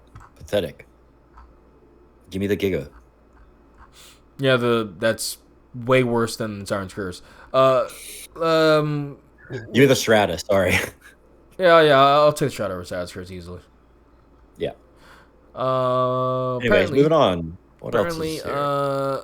Rocky Mountain Construction is planning to construct a 45-foot tall wild moose prototype. Honestly, taller than I thought these were going to be. At their headquarters. Not anywhere at a park, sorry guys. But if you were going out to Silverwood, you know, and maybe able to go over there to that and grab a ride on it, you know what I'm saying? This will likely be a small test track. Oh, what were you going to say? Coaster Studio. I'm sure Coaster Studios will be on in like 3 days. Oh, yeah, probably. The video's probably being worked on right now. Similar to what RMC built while developing the Raptor. So, yeah. Okay, so I think it's in the same plot as where they made the Raptor, too. Or close to it, where they had the fake Raptor track. It will be exciting to see an actual wild moose in action. And shout outs to K-Slide Studios, where we will segue this to something else that is kind of shitpost in the community. Where... Oh, so he put out more information, too. Nice. So... He put out a picture of, you know, the new wild moose in action, and that's what it kind of looks like. I'm not sure where this is going to go for a park, but we'll have to see. Maybe iApple will help them this year selling it. But do you see this water? Because there's a big watermark over top of it, and then watermarking because self-important and ego, and because Ballin' is a turd. That's hilarious. And about 12 hours after that. That's when Ballin' deleted the account. So that's why a lot of people are like, what the fuck? He did do that a lot. That's why I told people all the time. He deactivated. Sorry, he didn't delete. I always told people, though, like, a long time, people will steal your shit anyway. Just for news outlets or just to say it's their shit, which is the worst ones. To be like, hey, yeah, like, I love to be, like, they'll basically just be posting it as if it was their photo. They took it, all that shit. Those are the worst motherfuckers. I'm sorry. You're a motherfucker. If you're listening to this and you do that, you're a motherfucker. I hope you know that. So yeah, I think he was kind of tired of, I guess, how Wallen was doing it. Because personally, like, we kind of got into it at the beginning a little bit, like, teased it. I really don't care, and that's kind of why I segued. He actually lives near my area. I knew him a little bit, not like knew him, but seen him once. He actually exists. In person, he's much more manageable. It's just on Twitter, you know, he embellishes I should say, and is a bit much for people. Motherfuckers who run their mouth so much and have a fucking picture of a cartoon or some bullshit, like, or never show face on your account. Like, you're a pussy bitch. You want to run your mouth as much as you want and not show face? Nah. Well, I'll say it with my fucking chest. Well, you just talk about Simon of Universal, really, until obviously I'm not even gonna get into the other stuff because it really doesn't matter. Yeah, moving on. It doesn't matter about the grand scheme of things, but nope. There's a reason I'm also off Twitter. So yeah, that was a small segue of that. I hope there's a few reasons why out there. I just think some of the things happening are hilarious. You know, people are treating it. One thing I will say, I don't know why we're politicizing it. It's kind of fucking insane. Second off, anyone that is in any sort of way, you're fucking insane. I hope you know that. If you're keeping any receipts of people apparently doing that, apparently people making a show about it. You're doing the same thing. Kind of insane to say a guy that probably said, yeah, social media, I don't need this. You know, as simple as that. I'm gonna be honest. Now, if it comes out, he's getting doxxed or some other shit. You know, felt the need to do that. That's fucked up. Don't agree with that at all. Of any side, I think that's fucked up. So, Yeah. so yeah, I just hope that is okay. And really, I just think we're for people that doesn't for all of us that don't know anything. I think it's kind of fucking hilarious that we're like making sides of this, but I guess that's just the world nowadays. So The only receipts that should be kept are whenever there's creepers texting women like inappropriately when they are asked not to, and or children as well. Because honestly, that type of thing should be brought to the police. Oh yeah, but our community and our parks protect those people for some reason.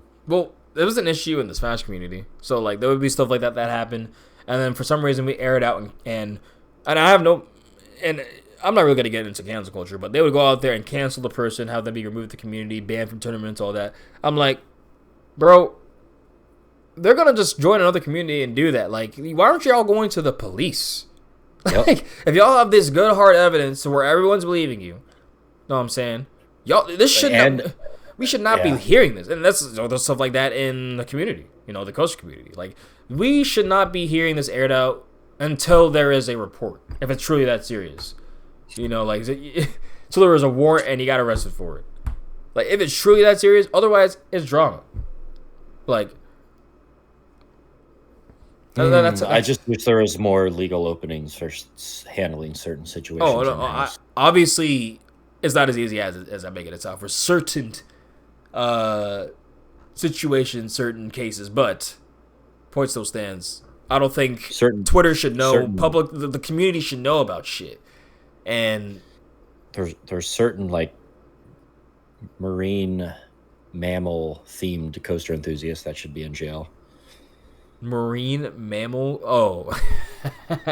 I was like, what? Now I understand what you're saying. Yeah, And, bro. Yeah. And I think any single person that defends him should be investigated. Bro, like, the fact that he travels to other countries to take advantage of that, I want to curb stomp him. I'm sorry. That's the thing. That's why legally I think we should be protected to handle that in-house, is what I'm saying. Get down. But, yeah, there really wasn't anything Texas besides, all that stuff there, so. We're actually coming through this news pretty well. Pretty shocking. Good, because I have a trip report. Wait, what? From whom? I have my weekend with Sammy. We got a +1 trip report. Oh, shit. She was down again. And now, what is today? It's October 23rd, so in 6 days, I'll be in Toronto for Halloween. Dude, there's no coasters there. I'm just kidding. I'm missing 6 at I'm probably going to get at least 3 or 4. And then obviously ride the good ones. So, let's talk about the Six Flags park a bit. And then we'll get into Jason Kelce. The surveys and your trip report. I think that's everything. Yeah, and then obviously the Travis Kelce stuff.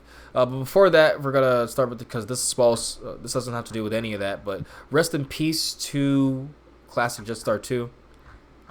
Has gone. Unfortunately, it's no longer with the amusement industry. Lagoon Park has announced the retirement of Jetstar 2 following the conclusion of the 2025 season. The Classic Schwarzkopf coaster opened in 1976 and features an electrical spiral lift. The ride will be open through November 9th, depending on weather, and Lagoon Park is planning a worthy successor. So I'm not expecting anything too big. Maybe it will be kind of big, but we'll see. But it looks similar to Wizard, or at least the spiral chain lift going up. And I thought Wizard was pretty cute. So we're losing our Schwarzkopfs. Rest in peace for sure. And I wish I could have got on it. I really been wanting to go to Lagoon. So that is one classic ride that, we'll be able to grab. But I think Six Flags parks have trust issues. Or excuse me, not have trust. They do, but not in the sense of any manufacturer, any company or stuff, they're having time garnering the trust of us, the consumers. That's what I think is becoming the issue here. Brian Stereosky, the reason I thought about this is he's very vocal about the park, very real about it, and I appreciate that because a lot of people, are kind of just shying away from just talking about it. But no, the King's Dominion has been cheeks this year, bro. It's 50th anniversary, and you couldn't tell. Very bad. Now, obviously, there was a few factors. The merge, big factor in that. But point still stands. Not a good year for the park. But Brian said recently, as King's Dominion continues to chip away at any trust the general public has in them, the whole Haunt Maze Pass fiasco looks bad no matter how you look at it. 100%. Because a month before the park goes into haunt mode, you're doing your last summer rides, whatever. You tell people, and not even in a main post, not like really on social media like that. I mean, they did, but it was not like a whole explanation. You probably should have done it in a post, not just, hey, click on this blog link. People don't do that. They show them in a picture, show them a quick chart, should tell them really quickly and easily what's about to happen. Because a lot of people were blindsided. Obviously, the enthusiasts, us, we're informed. We're gonna care. Yeah. But most people that go once every 5 years are not going to care. They're thinking about when they were a kid, it was free. When they grow up to be a teenager, it was free. When they went with their first date that they're married to now, it was free. And now going back with their family, it's not free. But now it is free again. Yep. Because they realize nickel and diamond people sucks. Yep. Yep, bro. So top comment. There you go. There's a solid brother, the Yeet seat. Yep. Where'd he say? I'm annoyed that this... On the last one, it said nickel and diamond people is one of the worst threat. Right there, top one. Scroll up. Oh, it's the top one. Yep. Economic moments we've had in a while is really scummy. Oh, 100%. Because... Like I said, you could have got the Haunted Maze Attraction Pass. You could have got it for an unlimited one for the season. I forgot how much it was, hundreds of dollars though. So imagine hearing the last 2 weeks when it's the busiest time of the year for the haunted, the haunted in general. These parks said, hey, you know what? Actually, you can just go into the mazes, guys. Sorry. So apparently, from what I've heard. From Worlds of Fun side, because a few of the parks have done this. So from Fun Food blog, they caught a few of the parks. I don't know if there's any more now. Let me actually go to the post. Why am I not able to go to the post? Anyways, from what I've seen, King's Dominion doing it. I think Worlds of Fun was also doing it. A few, 2 or 3 of the parks were saying, "Fuck it, you could just walk into the mazes now. You don't need to pay for them. We fucked up." I noticed it was mostly Cedar Fair parks though, so maybe they might do it next year, but I'll give a bigger time of warning, advertise it better, let people know more, be more vocal on the socials to let people know and prepare them for what's coming, or they just say, "Screw it, these parks just don't need them. It's not gonna work."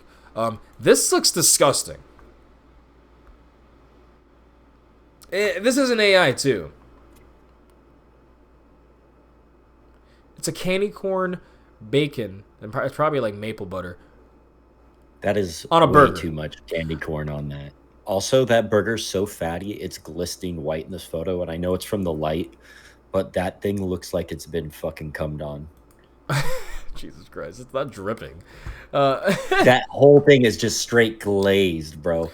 The bottom of that bun looks like glazed cheeks. That meat is glazed leaking meat. Cheeks. Go back to those cheeks. I mean, it kind of looks like. Look at the bottom. Look at the bottom part underneath. I mean, if we're really saying that, it kind of looks like they're they're having a bit of the runs too with that maple butter. Candy, yeah. Oh yeah, that's disgusting. That might just be melted cheddar. I doubt the yellow. No, you're right. The yellow is the. The that's cheese. maple. That is hey, guess what it is? Dude, butter. It's butter. Yeah, no, that looks terrible. Susie's will for sure buy that and then complain about the prices of everything. Well, they just gained 5% in price in their weight. Jesus fucking Christ. Well, your cholesterol Quintupled. That's what I'm saying, bro. Holy shit. That's Like, way too much. That's way too much candy on that thing. By the way. I'm sorry. Putting candy on any sort of food is disgusting. I don't care if it's a gimmick. Like, I'm not eating that shit, bro. Like, that's disgusting. Like oh my god. Like, you can put sweet shit, like, I've had, like, a breakfast burger where I had, like, jam or, like, jelly on it. That was actually fucking fire. Yeah, I was going to say, like, a jelly glaze or breakfast burgers. If you want a breakfast burger with the bacon and the egg and, like, the hash brown or some... Yeah, a little maple syrup on a potato's not bad. Processed sugar on a burger is where I draw the line. I'm sorry, bro. Like, candy corn is literally coned sugar. And I say this and I kind of like dyed sugar. Yeah, I like eating 3 of them a season. I'll put 3 of those motherfuckers every Halloween in my mouth. You know what I would do? I would just ask for this without the fucking corn. I'm like, this is just too much, man. Everything else seems rich. Obviously, you have bacon, maple butter, cheddar, or American, whatever. What are you talking about? I want to order it real quick. What's its name? I have no clue. Can I get the candy corn burger? Hold the cum and hold the corn, please. Thank you. I don't need the chefs glazing the absolute fuck out of that burger. Jesus Christ, they just have a manufacturing plant of people just like jerking it. Just like this is crazy. Okay, so the burger looks gross. How do we get in this burger? I guess we've been pretty on track all cast. We haven't. Let me tell I want to do my thing. Wait, what? My trip report. No, we were gonna do everything else first. We were absolute menaces at this park, bro. Hold up, before you do that, yeah, that's the type of stuff. Back to Kings Dominion, Cedar Flags Parks, whatever. They need to gain the trust back. Like, hey, like we are still able to operate as parks and get the reputation of people they know. Not just do the bare minimum, because that's really what Kings Dominion was—the bare minimum of decent operations to pretty bad. To they were at least really friendly, right? Grizzly won it for me this year though. In terms of operations, Intimidator Reddit was running. Oh my god, some of the best it ran. But yeah, Rakeem killed it. 1 click. When Hal was running, when I top 40 coaster. I'm sorry. That red slaps really hard. But surveys. Now I can talk about how I think they're bullshit. But I wish Scoop were here for that. I wish Sammy was here for the Canadian Wonderland survey. Did they put one out? Yeah. Bro, just we like all half know of they're my not fucking getting feed is big. that is now that. Bro, they just got Alpine Fury. I get like it's probably doing okay for them in term, but it takes normally like 2 to 3 years to return profit on a big investment like that. Dude, those fucking metal detectors are gonna make it even worse. So let me look at all the parks that got them, right? Because I don't know. Maybe our master has them for all of them underneath. That'd be cool. I don't think they do, so that's sad. No, I saw it. Wait, all Here of it them? is. Yeah, that's it. We'll update. Yeah, but like I'm saying, like I wish I want to see like literally what the surveys were. But regardless, we can do a few of them. But Kings Island, Cedar Point, Canada's Wonderland, Discovery Kingdom, Great America, Great Adventure, Kings Dominion. Kings Dominion got a survey? What the fuck? Dorney. Well, Kings Dominion's not getting anything anytime soon. Because... yeah, but remember, these don't always have to mean rides. Like, it could be as simple as, like, a kid's play area or a restaurant. Like, Busch Gardens obviously don't hold true to theirs, but they've been asking about the Giga forever. And then they're like, okay, here's Phoenix Rising. Well, yeah, that's what I mean. Is like they have all this stuff planned beforehand. I really don't know. I guess they do it to kind of pull interest for later years, maybe. But like for people thinking that this is like a current, like we're making a decision for the next 2 years. There's no way, because that's what normally it takes to plan a ride in general. And like from planning to it being constructed to riders on it, it's like a 2-year process, average. So. Yeah, like last year when we got, or was it 2023? I don't fucking remember. Basically, when Alpine Fury was teased, they were already gonna put Alpine Fury there, and plus that teaser they put for it in that survey was a Wayne coaster. So it was definitely not a premier Zero G roll, Star Fox 64. Do a barrel roll. Let's see. So here's apparently these are all the ride surveys. Thank you Reddit actually for being useful. So this is King's Dominion. Apparently it's a multi-lane mat racer, story-driven dark ride, or action river experience. Well, we know what we're getting. Oh, Jesus Christ. Sorry, my cat's going off. No, you're good. Oh, there's more. Family launch throw coaster or adult pool lagoon area. I swear to God, if you extend our water park even more, I will get like actually kind of bad because that thing is. Did you go on the drop tower with me? And I showed you how big it was. I forgot who I was with, and I was like, yeah, like that's all of our water park. Once you go past Racer, underneath it, that's all you leave the park, and that is all of our water park, bro. We have 3 wave pools. What the fuck do we need 3 wave pools for, bro? I mean, I get it gets really busy. Like, when you see people go to that park in the summer, they're like, oh shit, the park's kind of packed. They're at the water park, bro. They're at the water park. You ride Racer? I want to know Dorney's. Yeah, I am curious too. Fuck. Wish I could just let me just look up park surveys. It's probably in our email. Yeah, but that takes too long. True. All right, these are all of them. So Six Flags Discovery Kingdom, a suspended throw glider, which is what was being teased. I'm gonna go pee while you power through these. All right, so apparently you don't care about the industry. All right. Don't care about what's coming. It's just an information overload. I don't. Fuck you. I want to do my trip report. Suspended throw glider, which apparently is coming to Magic Mountain, but they have not even touched it at all yet. So it's obviously going to be 2026 or, God forbid, 2027 edition. That's it. That's all that it was. So he said Dorney Park. I guess I'll do that last. So by the time he gets back, he'll get that. Six Flags over Georgia. I got one. Ooh. Exciting wood and steel family hybrid coaster. Never mind, I don't care. It's Titan Track. I don't want a Titan Track ride. Get the fuck out of here with that. They're basically saying, hey, you want a Titan Track? You want a shitty family Titan Track? Get the fuck out of here. Launch coaster? They need that. Six Flags over Georgia? What other launch do they have besides what they just added? That would be awesome for them to get that. Rethemed kids area? I mean, not necessarily exciting, but maybe what they need. Water park expansion. Didn't they just get rid of stuff in the water park? Beginning of this year, they got rid of stuff in the water park. So I don't know why they would be expanding it. Maybe that was for the expansion. But for me, if you already have work in water park, I don't know why you get rid of things, in my opinion. But there's that one. Great America. Also getting a tease for Family Thrill Launch Coaster, Flying Theater, Giga Coaster. That's why the Giga Coaster talks are talking. I personally think a Giga Coaster would work at this park very well. They have a big RMC. They have a unique B&M Hyper. They have honestly, their lineup is really, I quite like it. Very balanced lineup. Very strong depth in my opinion. Nothing that's gonna knock your socks off. Nothing elite, but that's probably what this could be. And then all of a sudden, holy shit, Great America's in the top 5, top 10 for people talking about their parks.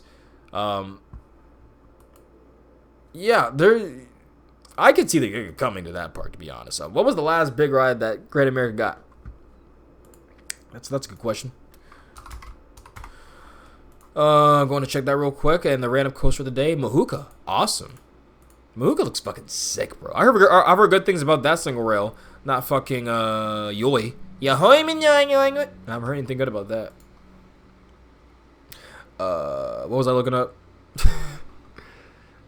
Great America. My trip report. Yeah, your trip report. Almost.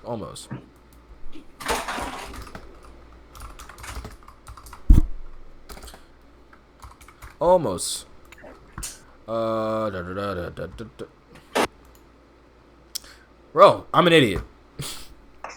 Everyone's like, for the last minute, like, dude, are you stupid?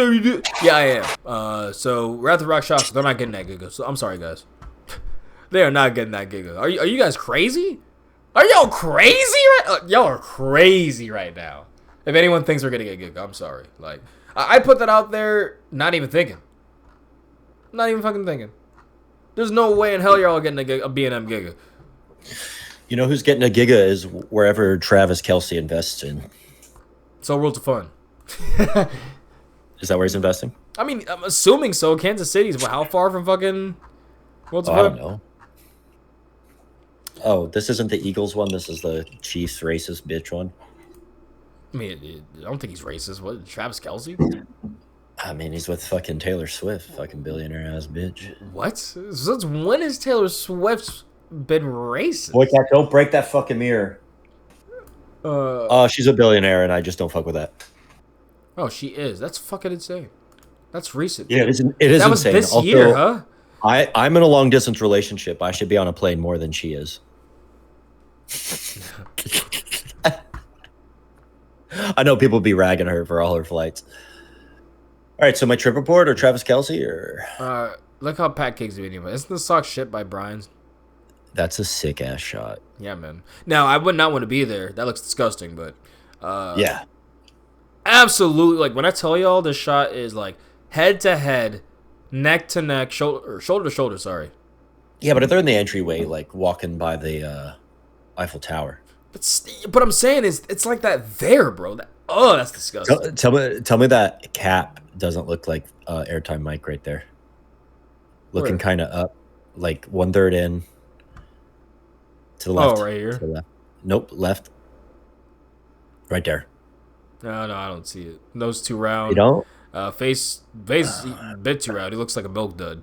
Yeah, that guy's a little bit. That guy's way chubbier. Right? I meant more like the stance and hat and like I don't know. He's got that looks like what Airtime Mike would wear and his stance. That guy is definitely a lot bigger. I'm not sure he wears hats like that though. He wears hats. Yeah, but not like that. What do I know? He'll wear a hat, but he's not like he's a hat wearer. If that makes sense. Like my bald ass. Kitty Wood is I had to apparently take off- slab. But what were you saying? I had to take off my hat for my +1 over the weekend. Wow. That's how intense it was. Apparently, Kenny Wood was slammed, but like, yeah, I think Park's now back to normal with terms of Halloween. They will be fucking packed when it is the last 2 weeks of the season. But yeah, let me continue with these. Sorry. Yeah, I was dumbass for that. Sorry, y'all are getting you're getting probably not getting a flying theater. That's shit. Probably a family thrill though would be cool. Tony Park, since you're back, a Star Flyer, story-driven coaster, doubtful. Hell yeah. Hell yeah. Antique autos. Are you fucking? They already have that. Family. This is what I mean though. It's like these are clearly like stuff they're already about to put in and they're just teasing. Like every survey. Spinning coaster. Don't show a disco, bro. They're showing us Imperla Disco. Oh my god. That's not a coaster. So you're gonna have two not like basically on the nose but barely not coasters in your park. Get the fuck out of here, Dorney. Add a ride. I don't like this. Hold on. It's not What's a the coaster, first one? bro. Story-driven coaster. Wait, what's the first one you're talking about that's not a coaster? Demon Drop, bro. It's not. It's Drop Tower.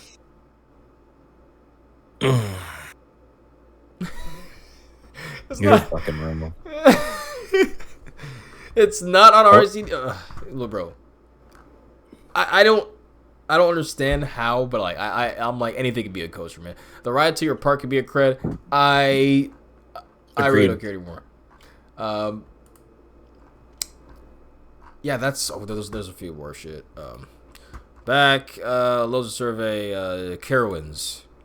Launch coaster, wing coaster, dive coaster, and now they're just showing things that are all they've put in their parks, which is Alpine Fury, Raptor, and Iron Menace. I think it's gonna be a water ride, but family throw, launch coaster, swinging ride, Giga Discovery. Y'all need a water ride terribly, bro. I'm sorry. Did that open this year? No. What they get this year? No idea, bro. So basically, They what should I'm just saying. RMC Hurler, to be honest. Yes. No. Well. Yes. Yeah, I guess so. Yes. But what sucks is that it gets ridership. You know that, right? I don't care. So does Swiss and Timbers. Obviously, but like, Literally, they have just wood there. Just bro. do the layout in reverse. Like That would be cool. I don't. But I don't think the ride is the ride reverse. I think it is actually. No, but you could do it. It doesn't matter. They just build up and down and all that shit. Just I'm using the footings and shit. Like, I'm similar trying how to they think. did.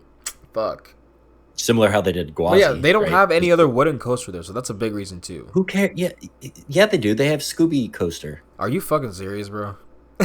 Yeah, I am. It's good enough. Oh, that's good. And- Are you fucking serious? Okay, get out. what is this? Okay. I like wood coasters. I like wood coasters, but not every park, especially that in the fucking deep south in the humidity. Deep south. It's basically North Carolina. And it's very wet there. Need fucking wood coasters, Not man. really. That ride rides like sucks. That ride rides like shit. It's slow. Bro, it's not fun. it's basically slightly warmer Virginia. Like that's all that North Carolina is. Make it a better fucking RMC. Like they should not keep that ride. It'd be so cool to have a Twisted Timbers going the reverse layout. I think you can GG that. Welcome back, Scoob, by the way. I think you can put some good GG on that. Some pre-cut. No need. Just RMC it. We already know how good Twisted Timbers is. Imagine having another fucking Twisted Timbers, bro. Honestly, it might make me like the ride less. It's Twisted Timbers but left instead of Twisted Timbers right. So I just think you have the potential to make another layout. Why not? Sure.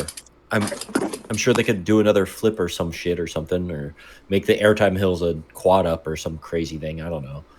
Yeah, imagine a double up or some shit, like some Air Force One type shit at the beginning. Or an Air Force arcade roll to end it. Yeah. Up into the break. That's what I'm saying. Like, you could...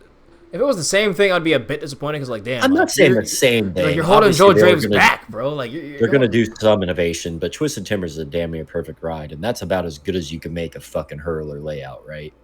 Oh, I still think 100 feet, like, around there is, like, the max you need to make an actual good RMC. Because once you get around the Twisted Cyclones, the 80 foot, it's...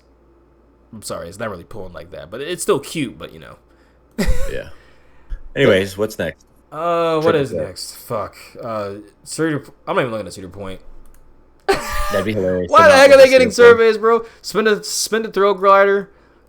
It's all the same shit, guys. This is. This is the last one I'm looking at. I'm just letting y'all know because this is basically all the same shit.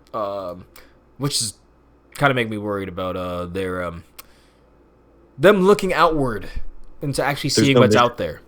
There's no Michigan Adventure, right? Let me check. Actually, that's a good point. I actually don't see one. Okay. Michigan's Adventure. So that kind of sucks. But I think that part's overhated. But so Travis Kelce? Travis Kelce.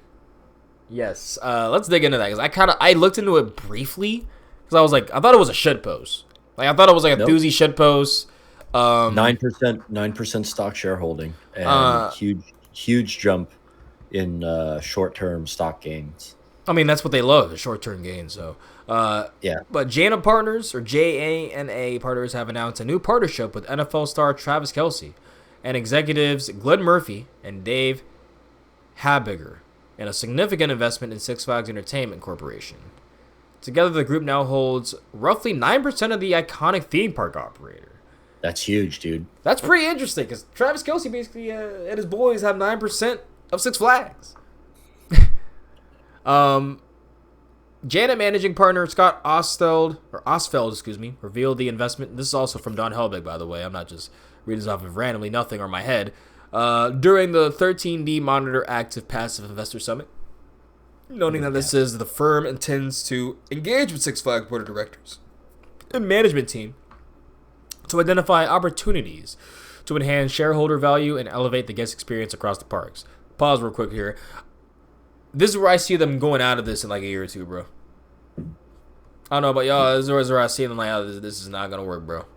This is not going to work with these motherfuckers. Like, we went over last episode. Man, unless they're given a bigger paycheck to leave, they're just going to milk this, knowing like they're going to go down with the shit. Like, they shouldn't be in the situation they're in. Like, come on, man. But I hope they will have some sort of value, some sort of, like, a social push. Just because you have Travis there. Hopefully Travis actually is, like, able to, be a part of some of these. Considering he's part of a season right now. I mean, honestly, when the season ends, though, like, he will be off season, so, How soon does this just evolve into our culture being bought out by billionaires and every corporation becoming super corporations. I mean, Mike Pondsmith already put it out in Cyberpunk 2020, 1983. But yeah, we're probably going to be a neocorp economy. You know, corporations probably run our government essentially. They'll have that much power, which they kind of already do. But it will be literally like that in probably like 10, 15 years. If we luckily we have the party of the smaller government in office. Oh, great. Glenn Murphy brings more than 3 decades of leadership in the consumer sector, having served as CEO of Gap from 2007 to 2014 and Shoppers Drug Mart Corporation from 2001 to 2007. Currently serves as executive chair of Petco, health and wellness company, and Wella Beauty. Dave Habiger is a seasoned technology and media executive. Is the vice chairman of JD Power, where he previously served as CEO from 2018 to 2025. His experience includes leading several major acquisitions. Okay, I need y'all to have more hold in this than 9%, because I don't think that's going to be enough to move the meter here. But no, but look what it did to the stocks. Oh yeah, 100%. 100%. Now let's see what Keys out here. Definitely can see the tie back to our Worlds of Fun speculation. Given the Chiefs' history with the park too, going to see Timberwolf with red and gold steel rails. So yeah, people were thinking maybe another NFL collaboration, but I don't know if Travis Kelce has that much pull to really do that alone. Like I think maybe. I think because of the Swifties, I think he does. Do the Swifties care about amusement parks like that? Like I don't think so. I think if they slap Travis Kelce or Taylor Swift's name on it, yeah, I think they do. But what I'm saying is, they worship the fucking air she breathes, brother.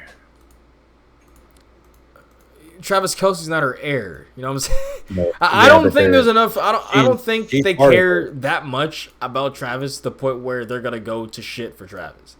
That's just me though. I think they're going to. Yeah, until she does a fucking concert, a 3-day concert outside of that. That's what I was saying. Like she'll go and then there's like a clap. That would be okay. They'll go to Worlds of Fun, for that.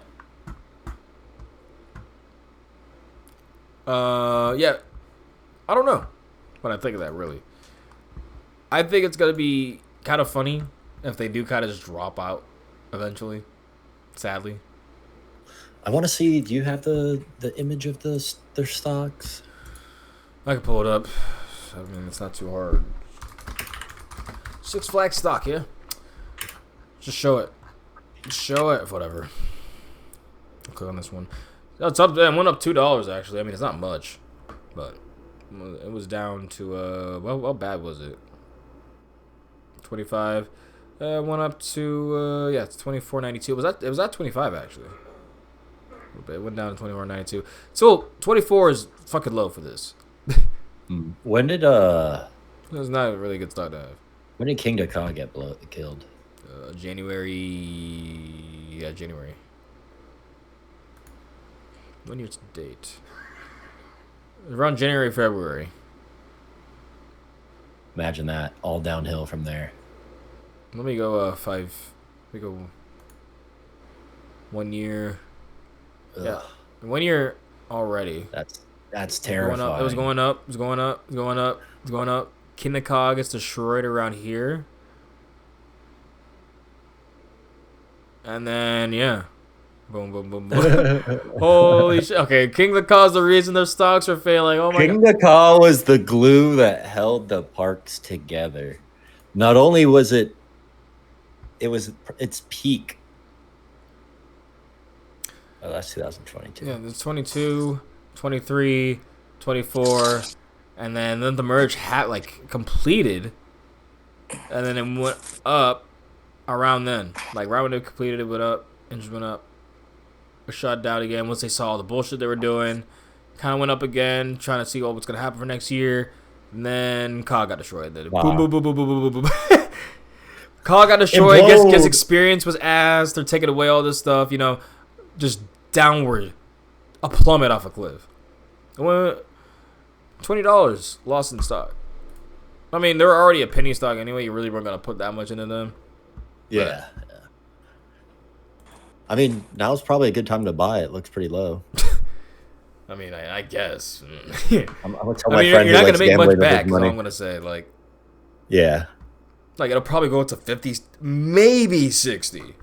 All things goes really well, and okay. Like I don't know. I just don't see it. I just don't see it. But is that everything? What? Because I think it's a weird acquisition. I think honestly, I'm not sure how much he's gonna have it. How much input he's actually gonna have. I think it's just he knows how to invest. He's trying to set up stuff for his future after the league. He's definitely gonna be retiring soon. So yeah. His brother's so much cooler than him. Oh, I agree. I would literally. He's an Eagle, and I would literally drink with him. Yeah. I wanna like smoke reefer and drink beers with him and Gronkowski and just go end up shirtless and shirtless. like Oh, so jumping we're gonna off of add the Matt roof Fitzpatrick to this too, like we're hitting the 5th floor into my pool straight down there and breaking all our fucking legs because it's just gonna be one of those. Like those guys are fucking real ones. Oh Jesus. And fucking Baker Mayfield, bro. I want to fucking bark it with him, dude. Like fucking dogs when the fucking cars roll by. I'm so sad. Oh, and sorry. We got back to sports. He apparently got hurt too. I don't know if you heard. He'll be all right. Yeah. He's So your trip report. I think we did everything. Let me fact check one more time. But you can go ahead and get started. So we obviously just got back from New York and all that, and the high rollers, and then we were gone, and we're like, fuck it, little mini hang. So Thursday, it was fucking sick. I worked, picked her up at the airport, whatever. We're spitballing. We're going to keep some ideas close to our chest, but we're working on a social media thing, and then obviously some high rollers stuff, including social media. But Friday, we woke up, got the vegan spot with my brother, so Jordan got to get some time with her. And then we went to Old Park in Tampa that I love. It's all along the river. And then we went into the actual Lowry Park Zoo. Oh shit! Tampa. Yeah. I don't know what it's called now. So it's a pretty nice one. I had a couple complaints and qualms with things, but they're a big part of the animal like assistance and breeding for rhinos and elephants. It's pretty cool. They actually have a very cool safari that we thought was going to be a kind of a wash and a waste of time, and it was kick-ass. Because the whole reason why we went there is because it has a +1. It's got a little Tasmanian tiger if you want to pull that up on RCDB. I don't know anything about it. It sucks.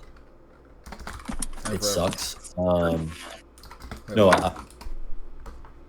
the coaster. No. Oh. That's extinct. Yeah. I said on RCDB. So we get there at the park. That thing looks pretty historic, this is why I'm talking about it on the show, is because it's a certified high roller moment. Because at the park across the street, we got absolutely blitzed and walked around and looked for alligators and stuff. And then we went into the zoo.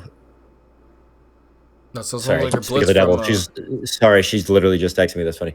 Let me mute that phone. All right. So yeah, we're walking around in there, and of course, it's the whole zoo's a kid thing, right?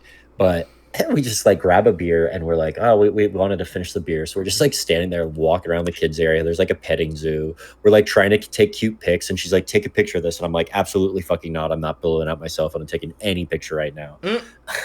But it was really cute. It was really fun. And then yeah, what is it? It was a Wisdom Rides. So that you just clicked off of it. What the fuck? I was just curious where the ride, because it was currently at Wild Adventures before. Oh. Yeah, and Wild Adventures, if I remember correctly, they don't have anything good. Never mind. In Valdosta. No, they got rid of their good one. Well, Cheetah. Yeah. Fuck, bro. They did get rid of that. CCI. Fuck you guys. Fuck this park. Yeah. But that ride sucks. Anyways, bro, so it ended up having Ew! I'm sorry. I'm actually pissed off right now. Swamp Thing, and it's a fucking Vekoma inverted. I'm sorry. Hang That is such a wooden coaster, like, named Swamp Thing. What Bros, the fuck is that? What the fuck is this? That looks awesome. It looks terrible. Sorry, West is randomly going over. I'm looking at Wild Adventure and how they got And rid they of have a good roller and they have an coaster. SLZ. How tall was this thing? 92 feet. Oh, they need their ass kicked. Yeah, that thing looked cool. So this is where you would have loved it. So we ended up leaving the park, right? trains. Ooh. Yeah, no, I'm honestly, dude, the amount of times I've driven past that attraction while it was open is pretty annoying. Damn, man. Yeah. Well, Herschel owns it now, so maybe they get turned around. Maybe they'll bring. No, Cheetah was literally bulldozed. No, I'm not saying they bring it back, but I say they turn around that park and they. Yeah, Zombieland was filmed there, which is cool. Yeah, friendly. Yeah. I wonder which parts of the movie were shot there, but regardless, whenever there's like pop culture stuff like that in a movie or something, I think it's pretty cool. Like I got a video on my YouTube that talks about Anyways, this is where you would have really loved. What's the name of that video so they can look at it, Scoop? Shit, I don't remember pop culture moments in theme parks or something like that. It's like 2 or 3 months old now. What do you? So, there was a haunt that we didn't know about. It scared the shit out of her. Oh wait, why did you guys do it? What do you mean? We didn't. It was just like they had like a little spook zone, like going along, like we were looking at like some bear and some wolves and shit. Shit. Yeah, and apparently it gets spookier at night, so we were like, oh boy. But yeah, we took the picture by the play area because it's Billabong, so we covered the word Billa, so it just says Bong play area. Wait. Bong play area. Bong play. It didn't have Billa put up, or? I just said there was an area that said Billabong, and we covered it, so it just said Bong play area. So this is what you would have loved. After we go to the really cool arcade bar, the cool one, not the one by me, which is also cool, but they had $8 free play, so all the pinballs, which they have the classic good ones, they have cool new ones, they have everything. They have like some TNT, they had fucking Spider-Man, Lord of the Rings, everything. Skee ball, dude. You know what's the best game to have on free play? I don't know if you're an arcade guy or an old school arcade, but cold beer. Wait, you have to. Oh hell yeah! What is that? Yeah, that's the one where you balance the balls. Mm-hmm. Yeah, I love that game. Absolutely adore it. I'm pretty good at it.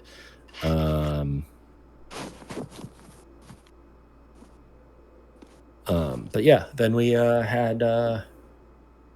ended up getting home, and then Saturday was this huge fucking car show, and the No Kings protest, which was dope. Yeah. But anyways, my TikToks have been doing well. I've been flicking off Cheetah Hunt and stuff like that. Dude, you got the creds. You come out of Thuzy. What the fuck, man? I'm not getting any creds. We're trying to do something here soon. She's trying to get her 200, and I'm trying to get my 3. Yeah, I'm still trying to get the 1. I'm installing, bro. To be fair, I had to stall, but I would love to get back to it, bro. Would love to get back. Well, I think we should try to get an event at Holiday World. The only issue with that for me is, hear me out. I've been there so much the past 5 years. I really would like to do something. I've never been to Holiday World. See, because people have it, I keep going, and I have no. Because I love seeing their first reactions there. Like I have to see, I have to go with it. And plus, it's one of my favorite. It's like literally a happy place for me. So, right. Oh yeah. Fuck. Why can't I find this, Scoop? I'm sad. I don't know what you're trying to do. You kind of. I'm trying to find. Oh, yeah. I'm trying to find the video. I actually forgot the video now at this point. Yeah, I know. Just it's Dracula Flow. You wanted to find Dracula Flow, I think. No, Dracula Flow was definitely a bullshit. That was a one-off. If you guys haven't, there'd be like tens of casts. I yell at Wes for talking about random people for too long, and we listen to Dracula Flow. Okay. Bro, it's important. These people are ruining this fucking company. This is a really good YouTube, by the way. Probably the most slept on in the community. Yeah, go subscribe to Ghost Coasters, by the way. Wait, scroll down. How much is that one? Huh? We're at 4.2, bro. No, scroll down right there. 9.6K. That was a good video. Avalanche Run to Disaster Transport. I watched I'm actually that recently. upset I was not subscribed on one with 9.6K. But I also don't use this to subscribe to stuff. But I like that video. Right there. Do you see it? This one. Right there. That one. Jesus fuck. That's a good video. It is. Dude, I hope we get Phantom Theater at ours too, or something else. Bring Scooby back. They teased that. All right. That'd be pretty sick. We're pushing 3 hours, 2 hours, 40 minutes. Any last words from the I need food terribly, so I would love to eat. Yeah. No, it was a beefy cast. Back to the basics. We actually covered everything. Go like and follow the High Rollers TikTok, and then my fire ass post about Cheetah Hunt on TikTok. Oh, The Brothers of the Back I Row. already know what it's about, but like, yeah, I haven't even seen it yet. I got 1,000 views on my my fucking post about Impulse that has a fucking spelling error, which is embarrassing. And then yeah, my Cheetah Hunt posts are doing pretty well. Oh, nice. What you call it? Shout out to all the listeners, all the supporters, man. As always. We got to get Chris and Nessa's trip report. Without y'all, man, literally, don't know how. Know if we still be doing this shit, man. All the flame that keeps this going, and I'm excited to meet more y'all, more of the homies, at meetups, at parks. It's gonna be time, man. It's gonna be a time. January. We're getting Gavin in. We're getting Gavin in the 26, man. I don't give a fuck. It's got to. What was it? January. Another meetup might be happening, yo. So stay tuned. Yo. You should probably post and talk about that in our group chat. So, damn, that's a lot of weed. All right. Play us out, Eric Prides. Yes, so make sure to subscribe to Ghost Coasters. Make sure to subscribe. Where can they follow you elsewhere? The Twitterverse Coasters. Scooby Coasters, sorry, and then Ghost Coasters on Instagram. Follow Scooby there. Tyler, just Brothers of the Back Row. Both platforms, TikTok and Instagram. Or is it Brothers of Back Row on? On which one? Instagram. I think it's just Brothers of Back Row, not of the Back Row. But it is Brothers of the Back Row. Oh, never mind. Yeah, follow Main at the High Rollers DMV on Instagram, at the High Rollers Podcast on TikTok, and I will catch y'all in the next one. Sounds good, my friend. Shit. It's been a cast, bro. Yeah, it was. Now we gotta play it. I love when you have it ready. When you have it ready. I was kidding. Well, I just can't watch this anymore, man. I can listen to it and just I just watch it. It's like, I love to watch it. shit. Well, yo, thank you all for listening. Catch y'all in the next one. And take care. Yeah. Never know who you meet in this little hobby. Never.